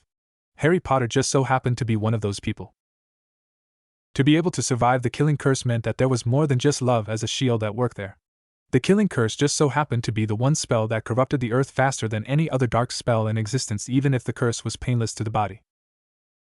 It did more than just kill a person. In most cases, it literally sent the soul straight into hell. In the rare case that it didn't, the soul ceased to exist on the spot, after being shredded into pieces, which was why it also did the same to the caster but on a smaller scale. At least that was the idea that magical society accepted. This meant that it also had the same effect on the earth as well. That was why people like Albus Dumbledore had such a negative impact on the world. Not to mention that he was just screwed up in the head. All of this knowledge, imparted within the Nargles, had been passed on to Luna who, although very young, knew that something needed to be done. Just not right now. It wasn't time yet. However, the Nargles weren't the only odd creatures out there that were just products of the earth. Unicorns were a perfect representation of the earth's spirit and energy in what it was before it was corrupted. Pure and majestic couldn't really describe it. Other creatures such as Thestrals were mutations that had happened over the years due to the corruption that humans had done to the earth. They represented what the earth was now turning into. However, they were just as gentle as the unicorns, and not really evil at all, if only more dark and more secretive. As she wandered through the fields around her home, she couldn't help but think that it was time for Luna, she heard in the distance, dinner. Her earlier thought disappeared with that statement. Oh, she hoped they were having nettles for dinner. Those were her favorites, even if she had never had them before. She was a rather odd girl after all. Dementors also happened to be a mutation brought to life by the corruption of the Earth's energy. The complete opposite of the Patronus charm, a spell based off an actual creature that lived thousands of years ago. They thrived off fear, anger, and despair. They brought those thoughts and emotions to the surface in humans, but only those with the ability to use natural energy could see them. They were easily manipulated though, as they only wanted to thrive on those emotions, so they were put up as guards for criminals. They didn't, however, really affect animals that much as one Sirius Black had discovered during his incarceration in Azkaban prison. It had really been nothing but a stroke of luck that he had discovered this, as it had saved his sanity. As a dog, his mind was brought closer to his baser instincts, so he knew that something was wrong with it whenever he transformed. It took 3 years before he could figure it out though, the Dementors distracting him whenever he got closer to discovering what had happened to him. For a time, he had thought that he was going insane. That was until he found traces of magic in the deepest recesses of his mind that he knew didn't belong to him. It was a difficult process. While trying to get rid of the foreign energy, he recognized early on that it belonged to Dumbledore. When he finally did get rid of it, his memories from the night that the Fidelius was performed were unlocked, and in the first time since he had first been sentenced to live in hell on earth, he screamed, he raged, and he hated. He hated Peter for betraying them, he hated Dumbledore for doing this to him, but most of all he hated himself for not doing the right thing and being there for his godson. He was never one to really think things through, as in the consequences of his actions, nor was he one to say that he was a humble person, rather an arrogant toe rag if you ask some people. What he was, on the other hand, was clever and sneaky. No matter how much he tried to hide it, it manifested itself in one way or another. The Sorting Hat had initially wanted him placed in Slytherin, no matter how much he pleaded not to go. Imagine his surprise when the hat, who didn't want to change its decision, called out Gryffindor instead. He had never really thought about it, too happy to finally be away from his family, but it was rather odd, and as he thought about it now, he knew something was up with that one.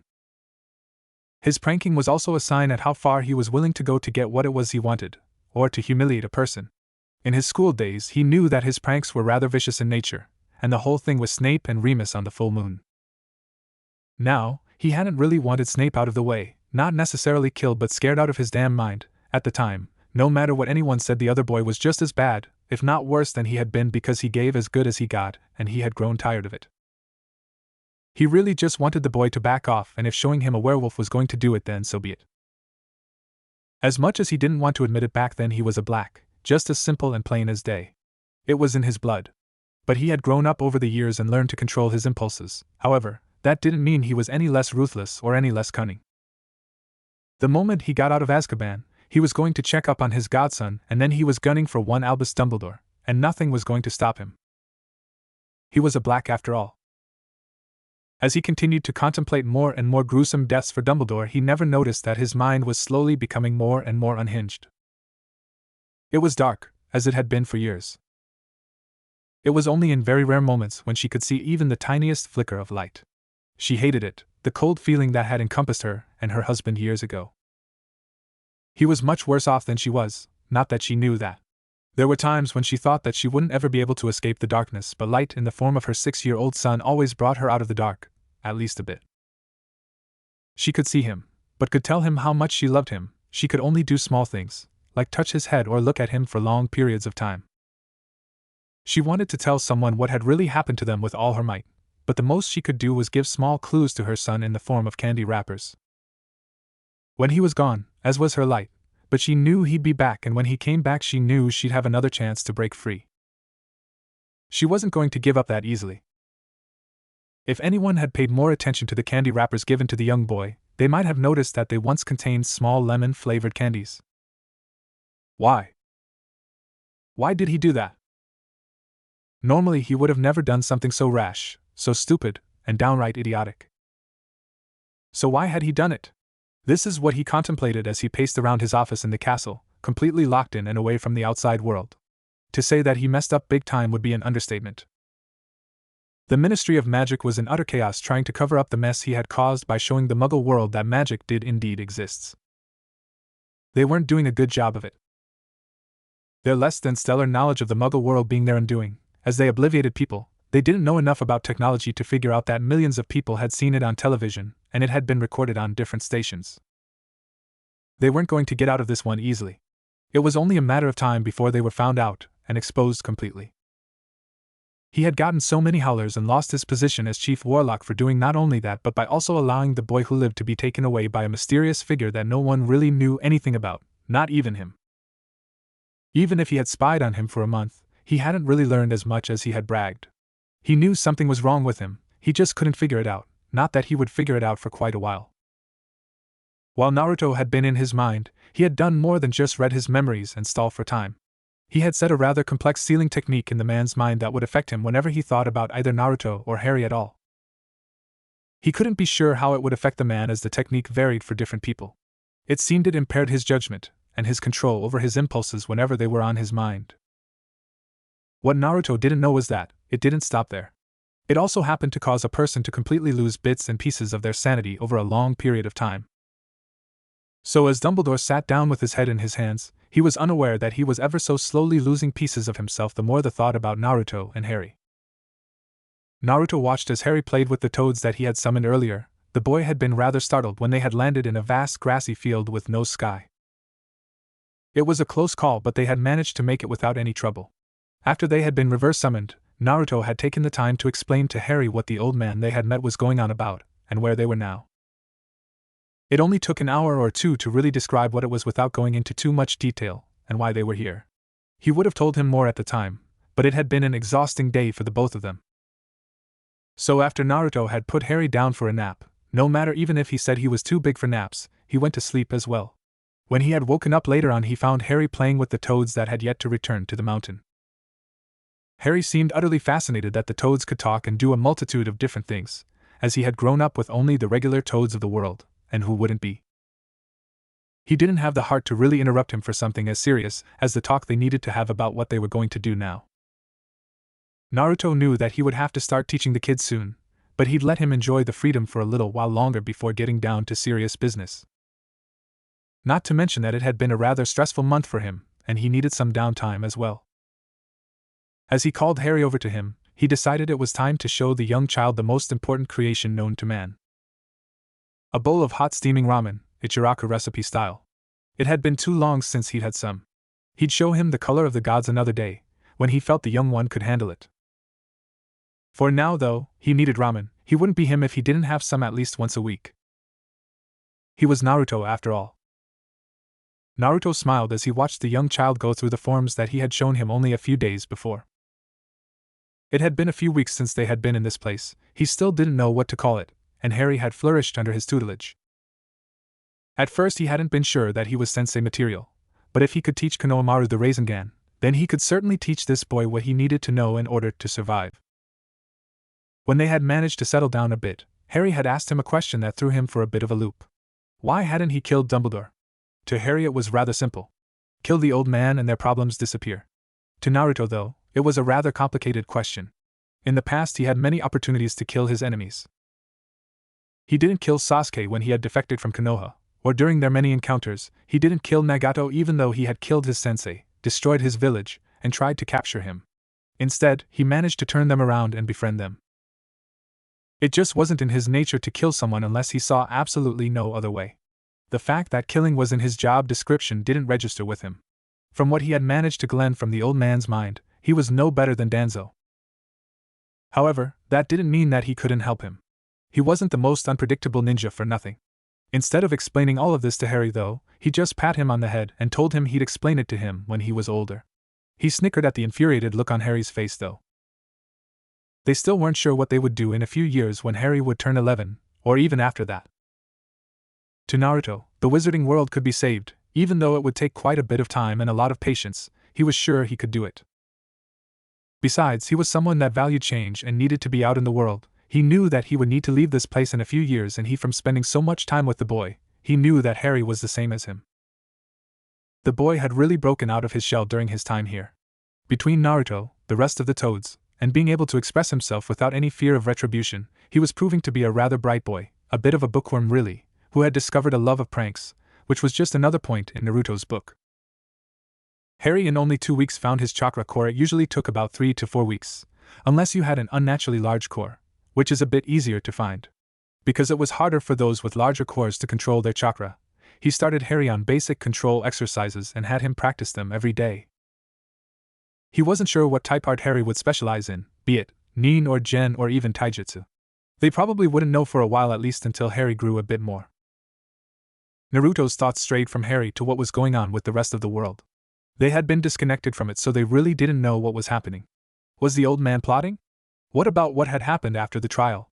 Speaking of the old man, Harry had asked why he hadn't just killed him and be done with it. He knew that normal people hadn't known anything about magic, or he should say what they thought was magic. He had finally found out what it was that allowed the people who called themselves magic users to do what it was they did. It had happened when Harry had used what was apparently known as accidental magic on Gamakichi after he was hit by a prank. Naruto had just so happened to be practicing his senjutsu. Surprisingly, it worked where they were, and had recognized the energy that Harry was using. It was natural energy, and he was channeling it naturally with no physical changes as a representation of its use. He had panicked at first, worried that Harry would start changing into a frog any second, but when he just got an odd look from the boy, he knew something was different about how he was affected by it. Through a bit of experimentation, they learned that while it was natural energy he was channeling, it was just a bit different than what Naruto was using. The energy from the planet was a bit different on this world than the world Naruto came from. There was no other explanation as to why it had a bit of a different feel to it, and why Harry could do different things with it than what Naruto could do. It had intrigued Naruto, and he started experimenting in his spare time with it while Harry was reading, training, or just lazing about. Meanwhile, he was busy learning a few things from Fukasaku and Shima that they felt he needed to know, a few techniques he hadn't known like Doton, Retsuda Tensho and Katon, Gamyu Enden, among other things. This was how it was for quite a while, but Naruto was starting to feel tense. Every time he went into sage mode, he felt something off. Not necessarily anything bad, but he couldn't help but feel a sense of foreboding. He hid his feeling from Harry, but he knew something was about to happen, he just had no idea what. Things had taken a turn for the worse for the rest of the world. When it was confirmed that the events that had happened in the courtroom were not fake, people started to panic. It wasn't every day that you found out that there actually was such a thing as magic in the world. Some people actually wanted to know more about it. They wanted to really understand what it was that made magic, well, magic. However, there were those that were afraid of it. They were the ones that said it had to have come from some type of demonic deals with the devil, or something along those lines, and that they needed to be destroyed. Unfortunately, it was not the minority who thought this.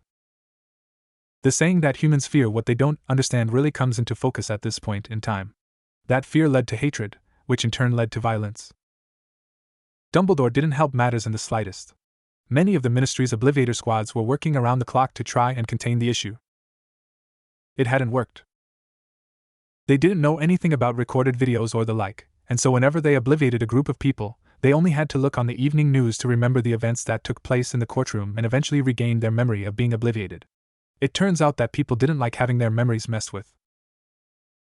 Dumbledore only made matters worse by campaigning that he had done all of this to prove that Muggles would understand their world. However, the way he went about it was what caused problems. He actively went about casting magic in Muggle areas, frequently using it on children. In his mind, he was simply providing the children with new entertainment. To the parents, and many of the children, he was a stranger in strange clothes doing strange things to their kids. The reaction wasn't what you would call warm. He, and everyone who was discovered to have magic, were soon ostracized as the Muggles soon connected, correctly, many strange events to the magic users. World leaders who hadn't known about magic existing, which would be the majority of them, were violently angry at those who had known about it beforehand. They accused them of trying to keep what could be a new type of weapon or new source of power to themselves, to either use against them or to start a new type of war. It quickly degraded down to shouting, that is until someone pulled a gun and a person was killed. It wasn't long after that, what would be known as World War III, took place. It hadn't started off as a war with fighting, more of one that dealt with espionage. Countries would send their people to infiltrate what they believed to be magical communities, and while they hadn't had much luck in the beginning, they managed to stumble across a rather short, drunken, magical person selling illegal items on the black market. He was quickly taken in for interrogation and with the promise of freedom, where he then proceeded to spill everything he knew about his world and how they hid away from the non-magical. He did happen to get his freedom, however, not in the form he would have liked. No one ever saw Mundungus Fletcher after that. It wasn't long after that that they managed to find the local British wizarding community known as Diagon Alley. It happened to be that time of the year when school was about to start again, and the streets were packed with families and their children. So when the military dropped in unexpectedly, there was just chaos. Pure and utter chaos, and there was no stopping it after that. Many were taken away into secure facilities to experiment, and see what it was that let wizards do what it was that they did. There were many pointless deaths in these experiments where they found out nothing of use. It was at this point that the real fighting started, countries angry over what was happening, and it wasn't long before they started using all of the weapons at their disposal, meaning that they used nuclear arms at the same time. There was a brief period of about 5 seconds where there was absolute silence in the world as they waited with abated breath for their imminent death. And as they made contact, Naruto's eyes snapped open. Naruto wasn't sure what was going on. When he went to sleep last night, he had been in his bed with Harry curled up next to him, hogging all the covers. The boy had been having nightmares recently and had quietly asked if he could sleep with Naruto, and it wasn't as if he could really turn the boy away, so he just moved over and let Harry move in next to him. So it was a bit of a surprise to him to find himself and Harry laying, not in his bed, but in a rather misty-looking plane of nothingness. It took a moment for it to sink in, but when it did, he quickly jumped up while grabbing Harry to try to shake him awake. "Harry, wake up," he said while trying to prop the boy up. However, his eyes remained closed. Naruto was getting worried. No, he was past worried. He was almost at a full-blown panic now. "Wake up, Harry!" "He won't wake." Naruto quickly turned to face where he had heard the voice coming from. However, he saw nothing more than the everlasting mist surrounding him. "Who's there? What did you do to Harry?" he said, calming himself down. It would do him no good to panic in this situation. He picked Harry up and held him protectively in his arms as the voice spoke again. This time he managed to recognize it as a female speaking. Harry will be fine, I just need him asleep while I speak to you, the voice said as the mist started to part a bit. What I have to say is something no child needs to hear. And what do you need to speak to me about that could be so important? He said warily as the mist parted once more to reveal the person speaking to him. He could barely hold back his shock at the person standing before him. Dark red hair, a soft beautiful face, and piercing green eyes he had only seen on one person before, the one in his arms. Are you? Yes, my name is Lily Potter, or rather, the spirit of Lily Potter. Naruto's eyes bugged out at that statement. But how are you here and where is here? It's a long story, but luckily we have all the time in the world that we need to speak, she sighed. She moved forward, walked past him a bit, and sat down on a bench that had appeared the moment she moved. She motioned him over and he cautiously made his way towards the bench that she was sitting on. They were quiet for a moment before Lily sighed. Okay, where to start first? How about where we are and why you're here? Naruto said while adjusting Harry in his arms. The boy moved quite a bit in his sleep. Naruto still wasn't sure this was actually Lily Potter, but he really didn't have much choice but to listen to her if he wanted to figure out what was going on. Okay. I'm here to speak to you about my son for the most part, and what's been going on in the world. Where we are is known by many names. Some call it an astral plane and some call it a station of awakening. But basically we're in limbo, she said with a gentle smile which only widened at Naruto's expression. Limbo? But does that mean that? Yes and no. It's fairly complicated, but I'll do my best to explain it. It started when you and Harry went into hiding. Dumbledore, in his self-induced rage, managed to expose the magical world to the mundane world in a spectacular fashion. By chasing you, killing and injuring innocent people in a government building, he managed to be caught on camera. Within a week, the entire world knew about the magical one that had been hidden under everyone's nose, and no amount of obliviation could fix that. It wasn't long before the military and the government became involved and things escalated into a full-blown war over the problem. Magical people and creatures were captured and experimented on to see how they were able to do the things they did. The people of the wizarding world were prosecuted and almost exterminated because of what Albus did. It was truly a sad scene to watch. She said this with an emotionless voice, as though she was trying to hold back her feelings on the subject. But why would they do that to all those people? Why would they even go to war over something like this? Naruto asked in a desperate tone. Lily sighed heavily before looking away. People fear what they don't understand, and that fear can easily lead to hatred. I'm sure you know what I'm speaking about given your history. The world isn't always a nice place to live in. That comment hurt. It wasn't that she said it in a malicious way, but that it brought up bad memories of his childhood, which hadn't been the best for obvious reasons. Yeah, I know exactly what you mean, he said in a rather dead tone. They were both silent for a moment before Lily continued. The reason that the war actually started makes a bit sick. Some world leaders had known about magic and hadn't told other nation leaders about it. They didn't tell them because there were hardly any magical societies in those parts of the world, and magic was on a need-to-know basis at the time. They wanted to use magic for themselves, to see how far they could take it for their own personal use. They all wanted more power and saw magic as a perfect way to get that power. Not to mention that they felt that the other nations were keeping the new power to themselves. Basically, it was all just one big clusterfuck of greed and self-indulgence. Naruto was being reminded more and more of the council back home the more he heard. It was like a child throwing a tantrum because he couldn't get what he wanted. Naruto was almost afraid to ask, but he knew it would come up sooner or later anyway. What did they do to the magical people and magical creatures? They were all experimented on. It took quite a while for them to find where they actually were because of the various enchantments surrounding the areas where wizards were the most heavily populated, but they got lucky and managed to capture a rather weak-willed individual who happened to give the location away to the foreign military. They raided Diagon Alley and many other heavily populated magical grounds and took everything they could find. They took the men, the women and children. They took all the magical creatures, they took every book, every artifact that could be found and left everything in shambles. They did horrible and unspeakable things to the people and the creatures and they got nothing out of their efforts. It was nothing but a waste, she said vehemently. The only thing they really managed to discover were things out of the books and they couldn't really put those exercises into practice. When they learned that they couldn't really use the knowledge contained in the books, they started to kill them all off, thinking that they would be a threat to them, when in reality, they only wanted to be left alone. Well, most of them anyway. The other countries weren't at all happy about what their neighbors were doing and it sparked the war. But the thing is, they had powerful weapons. Too powerful if you ask me, seeing as they managed to destroy the world and everyone in it. That statement sent a chill up Naruto's spine. What do you mean they destroyed the world? How could they destroy the world? With what they called WMDs, or weapons of mass destruction. It devastated the entire world, killing everyone and everything, and there was nothing anyone could really do about it in the end. So all of this started because I saved Harry from his horrible aunt and uncle? He said in a small whisper. His face was deathly pale at the news he was receiving. He wanted to think that what she was telling him was nothing but a lie, but it was too intricate, too consistent to really be a lie. No, it wasn't anything that you did, she said strongly.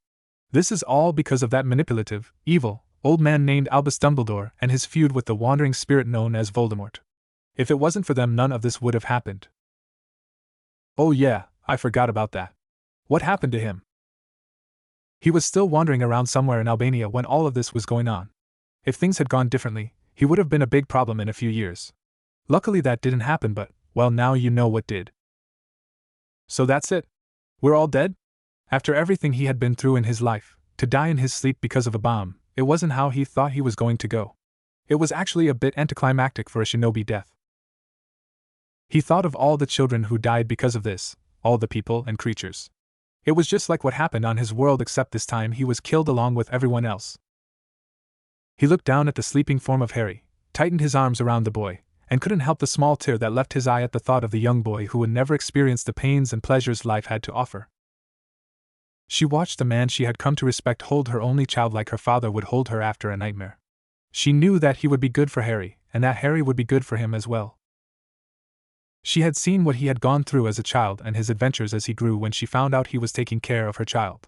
She couldn't have asked for someone better to protect her son and teach him well. If she and James couldn't do it, then he was the next best thing to teach him the right way and protect him if anything happened. No, there's a reason that I'm here telling this to you, Lily said in a soft voice. You can go back, before all of this started. Naruto's head shot up, his eyes wide. What do you mean? You and Harry didn't die.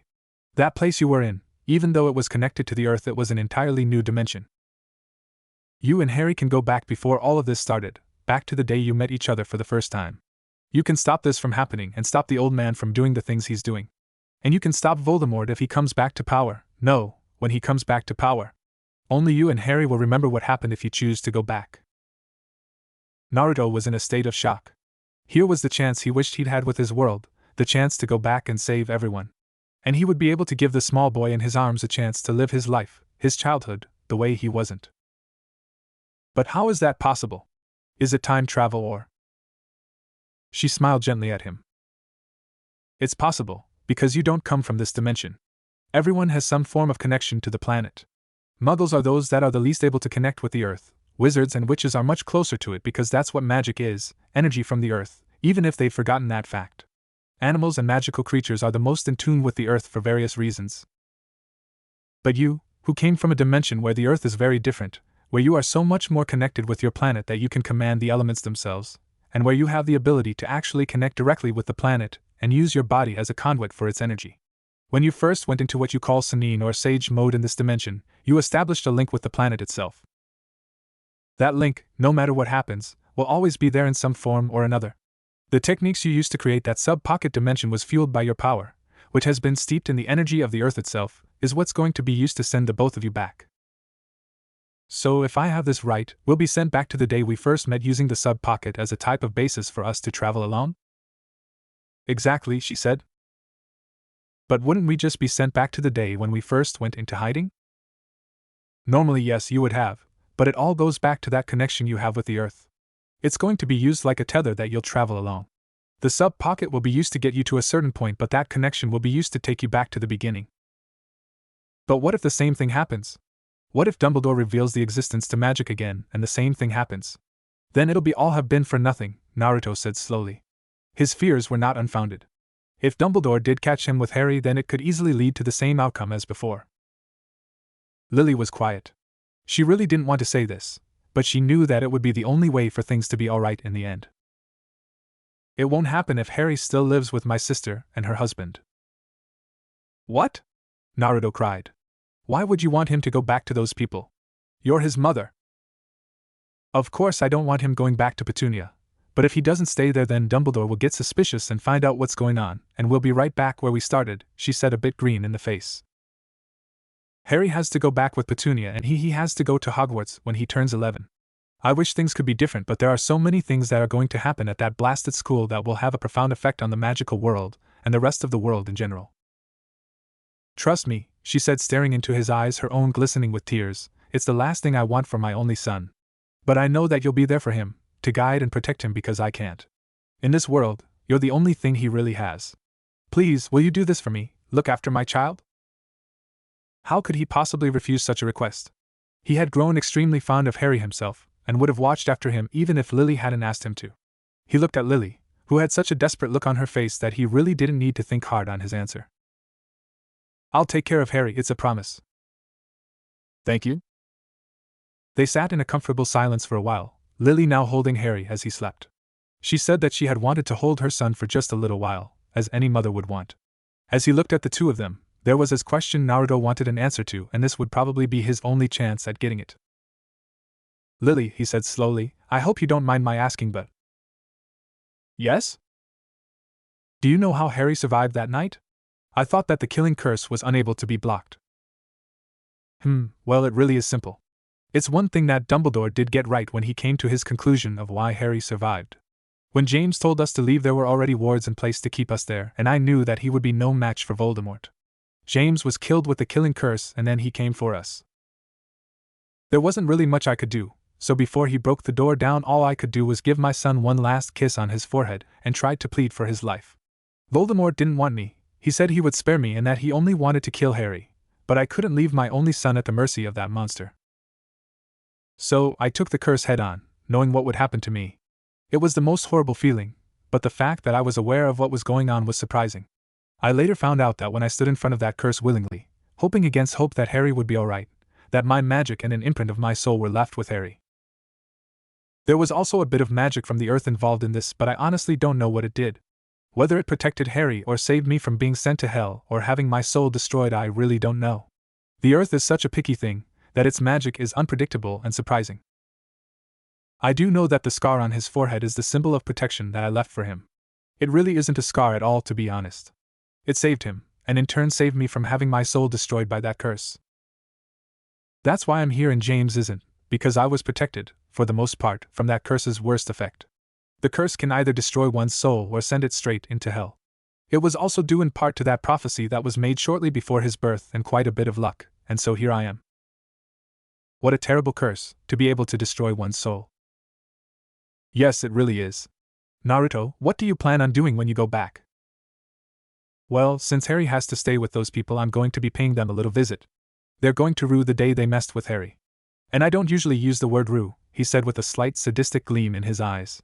He wasn't the best prankster in Konoha for nothing. Lily giggled at that last remark. She knew he would do right by Harry, even if he had to live with the Dursleys himself. She looked down as she heard a groan. "It seems like Harry's waking up," she said as she looked at her son. "Harry, time to wake up, son." 5 more minutes, he murmured. His eyes snapped open at the sound of a woman's laughter, along with the familiar baritone laugh that he knew came from his guardian. He looked to see a beautiful woman with red hair and a soft face staring at him. The eyes, however, clued him into who it could be. "Mum?"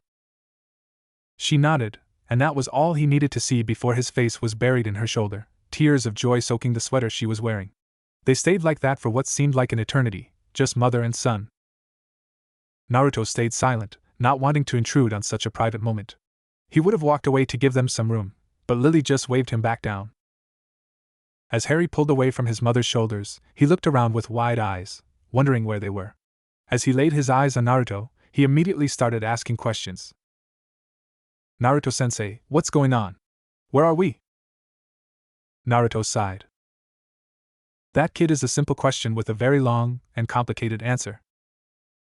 Lily sat Harry down in between the two of them as Naruto started explaining in a rather abbreviated version of what was going on and what was going to happen. Harry was understandably upset with the news of what had happened to the world and the fact that he was going back to live with the Dursleys. "But why do I have to go back? They're just going to put me back in the cupboard again," he cried. "I don't want to live with them again, I want to stay with you." "Harry," Naruto said softly, "you may have to live with the Dursleys. but there is no way that they're going to treat you the way they did before. How do you know that? He asked despondently as he leaned against his mother's side. Because I'm going to keep you safe from them, even if you have to live with them. They lay just one finger on you. If I find one hair out of place on your messy head, then they have to deal with me and damn the consequences, he said strongly, while staring Harry in the eye, showing him the promise and determination that glowed beneath his blue irises. Harry had only seen Naruto get like this when they had been in the courtroom before all of this had happened. He knew by the tone of his voice that things would work out. They usually did around the blonde. Slowly he nodded his head, as he knew he really didn't have much choice in the matter. Alright, I'll go. But I want a Toad with me just in case, Harry said with a bit of a pout on his lips. If he was going back to suffer with the Dursleys, he wasn't going to suffer alone. Naruto just chuckled before ruffling his hair, making it even messier than it was before. He tried to straighten it but gave up after a few seconds, calling it a lost cause. He turned to his mother to see if she would help, but judging by the large smirk on her face, she wasn't going to be any help. Suddenly, Lily gasped and turned to face Naruto while clutching Harry closer to her. Naruto, it's almost time for the both of you to go, she said sadly. Harry, I want you to know that no matter what, I love you. No matter what anyone says to you, just know that I love you with everything that I am. I love you too, Mom, he said, tears slowly making their way down his face. I love you too. As she wrapped her arms around him, one more time she turned to speak to Naruto. I'm glad that I know someone like you is taking care of my son. Be careful dealing with the old man and with Voldemort, Naruto. I will.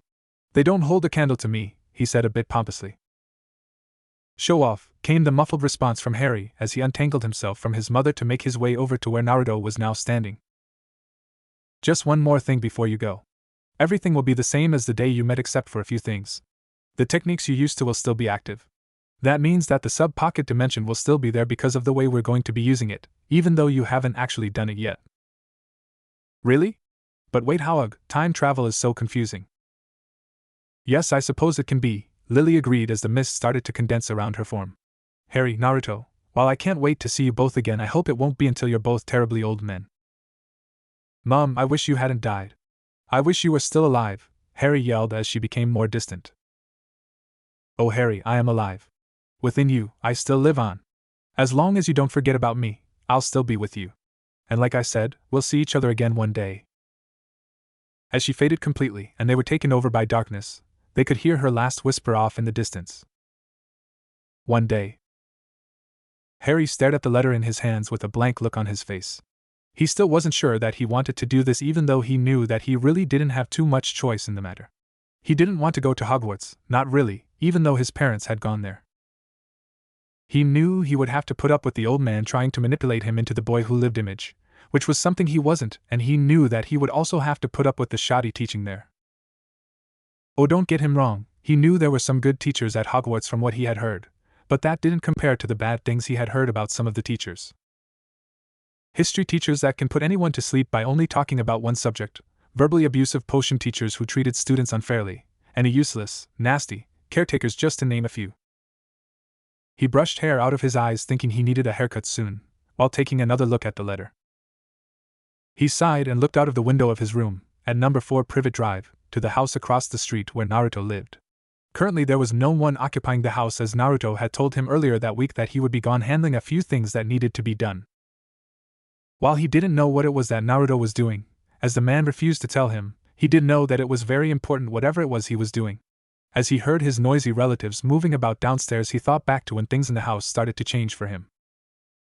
When he had first came back to live with the Dursleys, he had been rather apprehensive about the situation, downright terrified to be honest, but he wouldn't admit that out loud. That was until Naruto came and spoke with the Dursleys. While he didn't know what had been said, as he hadn't been in the room at the time, by the time that his aunt and uncle walked out of the room they were deathly pale and shaking from head to toe in fear, while Naruto practically skipped out of the room with a rather creepy smile on his face. No, he was pretty sure he didn't want to know what happened in that room. Ever. As for Dudley, well, Harry didn't think that he would ever be right in the head again after Naruto caught the boy bullying kids, even after he had already had a talk with him.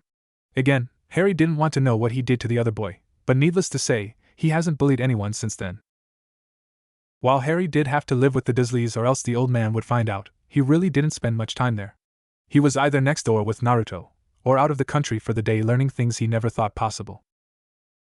Of course, he was back before nightfall so things wouldn't be too obvious thanks to Naruto's jutsu. They had been all over the world in the course of a few years: America, Italy, Japan, China, Germany, and Norway, just to name a few places. It hadn't all been just for fun. Naruto would take him into the magical aspects of the countries, under a henge, as no one would be able to dispel it since it was chakra, not magic, or natural energy as he had come to learn. He learned about magical creatures, about different magical cultures, magical laws, and how they interacted with each other depending on the country. It was a learning experience for the both of them, really. At the time, he hadn't really known what was going on when Naruto would leave him with a clone and go off by himself somewhere, but when he asked him, he told him he was making connections in the magical world and getting information that would come in handy later on down the line. What Harry didn't know was that it basically meant he was digging up dirt on people. They found a bit of information about his heritage when they went to Gringotts. That is, after they got at least 5 different privacy oaths from the goblins. None of them were happy about that, but they did it because if there is one thing that the goblins respected more than a large amount of gold, it was power, and that was something that Naruto had in abundance. They found out that while the Potter family was an old one, at least as old as the Blacks, they had lost almost all of their money over the past few years because of all the funding they put into the war and bad investments. Harry still couldn't believe that his father had been short-sighted enough to put almost all the money they had in the war, leaving him nothing but a trust vault to get through school with. Not to mention some of the ridiculous things he invested his money into. Honestly, to this day, it boggled his and Naruto's mind how one person could spend over 5 million galleons in so short a time. Although he knew that his father would help out with the war effort, who wouldn't? He himself wouldn't be stupid enough to put so much money in that they ended up almost totally broke. But then, that's what happens when you work for Dumbledore. At least his mother had the foresight to set up her own separate account from the money she made with her work in the ministry. He still wasn't sure what she did, but it must have been important, as she had made enough for him to live comfortably for a few years after he graduated. It had also come as a bit of a shock to learn that he was also descended from the Peveril family. According to the goblins, who he was a bit reluctant to really trust just from his first meeting with them, the Peveril line went back even further than the time of the founders of Hogwarts, which was something not many people could say. Not much was really known about them, as the vault had been locked for centuries, other than the fact that it was one of the first to become extinct within the male line. There had been those who contested for headship of the family, but apparently, there were certain attributes one had to have to claim headship of the family or even to wear the inheritance ring, which had gone missing some years ago. That hadn't been all they managed to do while at Gringotts though. Naruto himself set up his own vault, filling it with so many coins it made Harry's eye bug out.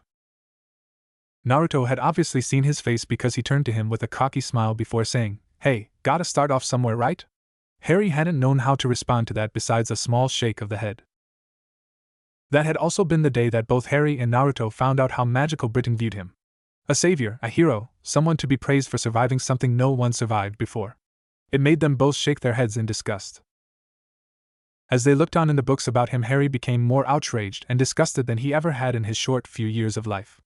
All the lies printed about him, all the false stories about how he conquered dragons and saved maidens were enough to make him vomit. Naruto, seeing his expression, had quickly got them out of Diagon Alley and back to his home on Privet Drive, where Harry proceeded to crawl under the covers and pretend what he hadn't just read what he did. He looked back at his Hogwarts letter again and sighed. He would wait until Naruto got back to send out his reply. Naruto was currently sitting in on a meeting with the Board of Governors, tuning out their useless babbling while making it look like he was listening with rapt attention. A skill he gained from years of listening to Irika drone on and on in class when he was a child. Why he was here at a meeting with the board was something that only Naruto knew. Although he told everyone else a reason they could accept, he wanted a position on the school staff, but it wasn't his only reason. He knew that Harry was going to Hogwarts this year, and that he would be in the direct line of Dumbledore's manipulative sights. He wasn't going to let his young protégé handle that on his own, no way in hell. Normally someone in his position, a no-name, wouldn't even be considered for what it was he was trying to do, but thanks to all the dirt he had on all of the people in the room, he had no problem shifting things in his favor a bit. Being a ninja certainly paid off in so many ways. A few hints here, some subtle wordplay there, and most of the board members were sweating and shifting in their seats. Their nervous habits only intensified when Naruto would let his gaze linger on them for a second or two too long. Judging by the looks the other blonde in the room was giving him, he seemed to be upset over Naruto's masterful manipulations, and maybe a bit jealous? What was his name again, Mallory or something? Oh well, it didn't matter to Naruto because 3 minutes later he got the position. Wouldn't Harry be surprised to see him when he got off the train on September 1st? He really had grown attached to the little imp as he had taken to calling him. He knew what it was like to grow up with no love, and he didn't want Harry to lose that innocence that most children had like he did when he was a child. That's why he did what he did to the Dursleys. Flashback. After sending the children out of the room, Naruto turned to the Dursleys with a look that could have stopped a herd of stampeding rhinos. "All right, look, you overgrown whale. That boy out there has to live in this house, and none of us are happy with the situation. So here's what's going to happen. Harry gets a room, a real room, proper clothes, at least 3 meals a day, and absolutely no chores. After the last ones you gave him, I wouldn't dare have you give him more." Vernon, who had been going through a rainbow of colors the entire time Naruto was speaking, jumped up with all the bluster he could summon to stare down the taller, more menacing-looking man. "We don't want that freak here in this house, and there's not a damn thing you can do to make me keep him here. I don't know who you think you are telling me what I can and can't do in my own house, but you'll regret talking to me like that." Vernon expected many things at that moment, for Naruto blow up, for him to back off, to get scared. What he didn't expect was the quiet chuckling and disturbing grin that showed up on Naruto's face. Vernon, losing some of his nerve, started backing off, while Petunia was frozen in fear. That when they both started seeing visions of their own deaths, as the air became suffocating and saturated with the feeling of death. "You, sir, have made a big mistake," Naruto said. And as his eyes turned a flaming red, Vernon could feel something slowly trickling down his pant leg as he stared into the eyes of what he now called Demon. The resulting screams were music to Naruto's ears. Flashback end. Those were good times, Naruto thought as the meeting closed and everyone started heading out the door. He quickly looked around to make sure he was alone before reverse summoning himself back to Privet Drive to meet a rather anxious Harry. Naruto appeared in the master bedroom of his home, immediately discarding the cloak he was wearing. Honestly, how was he expected to move in that thing? The first time he wore it, he nearly tripped on the hem several times. After he was done changing, Naruto summoned a small toad, giving it instructions to let Harry know that he was back. It wasn't 5 minutes later that he heard the door bang open and had his arms full of a young newly turned 11-year-old boy with hair as messy as his. "How's it going, kid?" Naruto said with a wide grin. Harry seemed to hesitate for a moment before reaching into his pants pocket, pulling out a cream-colored envelope. "I got my Hogwarts letter, just like you said I would," he trailed off. "But? Well, I'm not sure I want to go. I mean, sure, I want to go to the school my parents went to and everything, but..." He stopped, trying to calm himself before speaking again. "I really don't want to go to a place where I'm going to be looked at as if I'm some sort of messiah or something. Not to mention the old man's gonna be there, and you know what he's going to try to do, and I'm gonna have to deal with this all by myself." And Harry would have kept going if not for the hand that had been placed on his head. He looked up to see Naruto still grinning widely at him. "Kid, what makes you think I'm going to let you go to that place all by yourself?" Harry was momentarily stunned.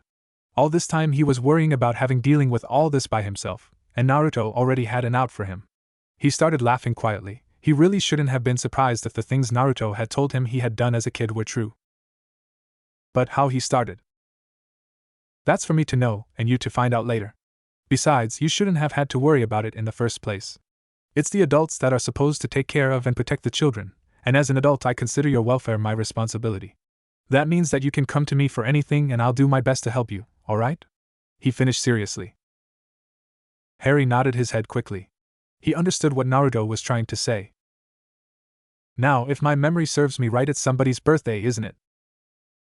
Harry gaped. How on earth could he have forgotten his own birthday? Naruto, who seemed to know what he was thinking, chuckled softly before speaking again. "Now what is it you want to do first?" It only took a moment to decide what he wanted. "I want to get my wand." They made their way through Diagon Alley at a leisurely pace as they had plenty of time to kill. The alley itself was fairly crowded, as it was the time of the year when kids were getting supplies for the next school year. It hadn't taken them long to get to Ollivander's wand shop. With a disguise, Harry had kept his many fans from noticing who he was. As they entered the dusty shop, Harry's anxiousness started to show on his face. While he was extremely happy learning from Naruto, he really wanted to learn the magic his birth parents had knew. Many ridiculous thoughts about not being able to match with the wand started to enter his head, and he started to become even more nervous than he was already. Naruto, who must have seen the expression on his face, placed a hand on his head, a familiar gesture that was usually more than enough to calm him down. He had just started to relax, when a voice from behind made him jump. He quickly turned around to see a rather ancient-looking man with scraggly white hair and unfocused eyes looking at him. I wondered when I would be seeing you, Mr. Potter," he said sagely. Both Harry and Naruto tensed up at the mention of his real name. "How did?" "Oh, when you've been around as long as I have, you tend to learn a thing or two," he said. He moved towards Harry slowly, focusing on the spot where his scar was covered. "Sad to say I'm the one who sold the wand that committed the deed, but back then I couldn't have really known what was to happen," he muttered in a low voice. "Now naturally you're here for a wand, of course. Which is your wand arm?" he asked while heading towards the back of the shop. Harry, who was still a bit blindsided, simply held out his right arm where, less than a second later, a tape measure quickly took his numbers. Ollivander returned from the back with stacks upon stacks of slim boxes, and started shoving pieces of wood in his face. The results were no less than spectacular, or as Naruto would later describe it, one of the funniest damn things he'd ever seen. Apparently, while working with Naruto over the years, training with natural energy and chakra in general had made him a bit stronger than kids his age magically. When combined with wands that weren't suited to him, well, things got blown up, set on fire, disintegrated, and changed into a permanent hot pink color, all within the span of 20 minutes. By this time, Harry, whose face was doing a rather good impression of a tomato at the time, was becoming a bit irritated at his lack of success with the wand, as well as Naruto's laughter in the background and the rather creepy grin that Ollivander had on his face. It was another 20 minutes before Ollivander came out with what Naruto would call a shit-eating grin as he carried a single box delicately in his hands. He pulled a slim dark wand out of the box and slowly handed it over to Harry. "Try this one," he said lowly. From the moment it touched his skin, Harry could tell something was different with this one than the others he had tried. It felt odd in his hands. Better, much better than the others he had tried, but still not a match for him. Seeing nothing happen, Ollivander's grin quickly faded away. "I was sure," he started. "But never mind. You, Mr. Potter, have been my trickiest customer to date. For a while there I was certain that the wand in your hand would be just suited to you, but it appears I was mistaken." "Does that mean that you don't have any more wands for me to try out?" Harry asked nervously. Naruto also sat up a bit straighter at Harry's question. "Of course not, I have many more." Harry breathed a sigh of relief. Naruto, who had been content to just stay in the background so far, spoke up. "So does that mean that we have to try every wand you have in your shop? Because it looks like you have quite a few more left." "No, he won't have to try the rest of the wands. I know the perfect one for him," and with that, he quickly left before either of them could say anything. He returned not a moment later with an extremely dusty box that looked like it hadn't seen light in years. "Try this one." Like before with the previous wand, he felt something different than he had with the other wands. However, unlike with the other wand where he felt something was missing, he instead felt the oddest sense of completion. The feeling was accompanied by a wide range of colored sparks shooting from the tip of his wand. "Well," Ollivander spoke after a minute of silence, "it seems we found your choice wand. Oak, 13 inches with an unusual combination of unicorn and thestral hairs. I must admit, it's one of the most unusual combinations I have ever made." "Why is that?" Naruto asked. "Because of what they represent. A unicorn is one of the purest creatures on this earth with many healing properties and represent longevity among other things. Thestrals, on the other hand, are almost the complete opposite of a unicorn. To even be able to see them you need to have seen someone die by your very own eyes.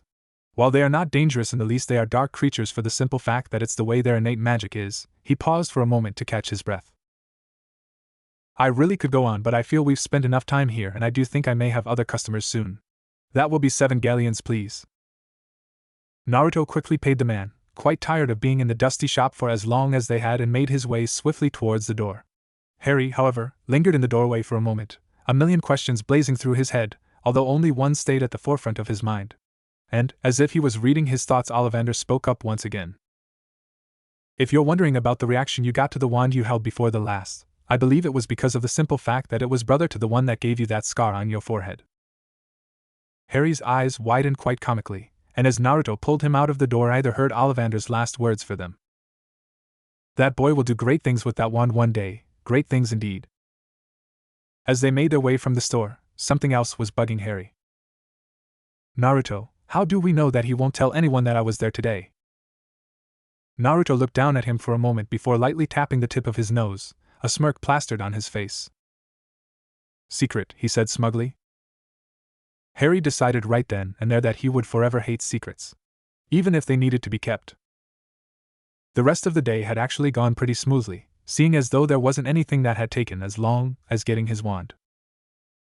Although many witches constantly stared at them, or rather Naruto, who was doing a pretty good job at ignoring his ever-growing fan club. Harry found this to be a never-ending source of amusement throughout the day and teased him mercilessly about it. That is until he noticed the looks sent his way as well. It seemed that although they looked nothing alike, at least to them, many of the witches thought that they were father and son. It seemed they thought that they could fill that missing mother role and constantly sent goo-goo eyes at the pair of them. To say they were both decidedly creeped out would be an understatement. Other than being immensely creeped out, nothing more happened during the time they spent in the alley. Although Harry did see a large man coming out of Gringotts gently patting his front pocket for some odd reason. He didn't think anything of it though, it was probably a bit of gold. He had also managed to gain a new friend in a rather beautiful-looking snowy owl he named Hedwig, while Naruto managed to find a companion in a rather fierce-looking eagle owl, who he still hadn't come up with a name for. They took the night bus back to the outskirts of Privet Drive before walking the rest of the way towards their respective houses. Although Harry really couldn't call the Dursley household his home, as that spot was reserved for Naruto's home next door. Naruto led Harry in the Dursley household, making sure he got his things, and Owl, inside the house safely while making sure the Dursleys knew he was still around and was able to get them any time he wanted. Of course, the red-eye effect helped immensely with that. He stayed with Harry, examining the things they had bought in the alley that day, until the young boy had fallen asleep. Before he left, he scared the Dursleys once more for good measure, and a good laugh, before making his way to his home and falling asleep. To Harry, the following month had to be one of the longest he had ever experienced. It had its highlights, but for the most part, it was just boring. About a week and a half after they had gone to Diagon Alley, Naruto, in a random stroke of genius, managed to come up with a seal that would, in effect, hide his mind from those that would try to read it. It hid his mind while projecting false memories that were based on what he actually did that day and his own personality. When Harry asked how he managed to come up with the idea, he became rather quiet and mentioned just one name: Orochimaru. Harry knew immediately what he was talking about. Naruto had told him many things about Orochimaru, and how similar he seemed to be to Voldemort. But how did thinking of Orochimaru help you come up with this? He had asked. Because of Orochimaru's technique to take over another person's body involved diving deep within said person's mind. That made me remember that Dumbledore can read minds and well. There really wasn't much to say after that, so Naruto planted the seals at the base of Harry's neck where the ink sunk into his skin, remaining invisible to all but Naruto and Harry. Before they knew it, the rest of the month had already passed and they were on their way towards King's Cross. Although Harry had been reassured many times by Naruto that it would be alright, he was becoming increasingly nervous about this whole thing. He wished they could do what they did before and just go off by themselves and screw everyone else off, but he knew that couldn't happen for two reasons. 1. The world wouldn't make it, and 2. Naruto had passed on his will to never give up to Harry, and he wasn't about to disappoint his sensei/pseudo-father figure. As King's Cross came into view, Harry could only think one thing. This is gonna suck. What if Juubi Naruto x Harry Potter? End here, and thanks for watching my video till the end.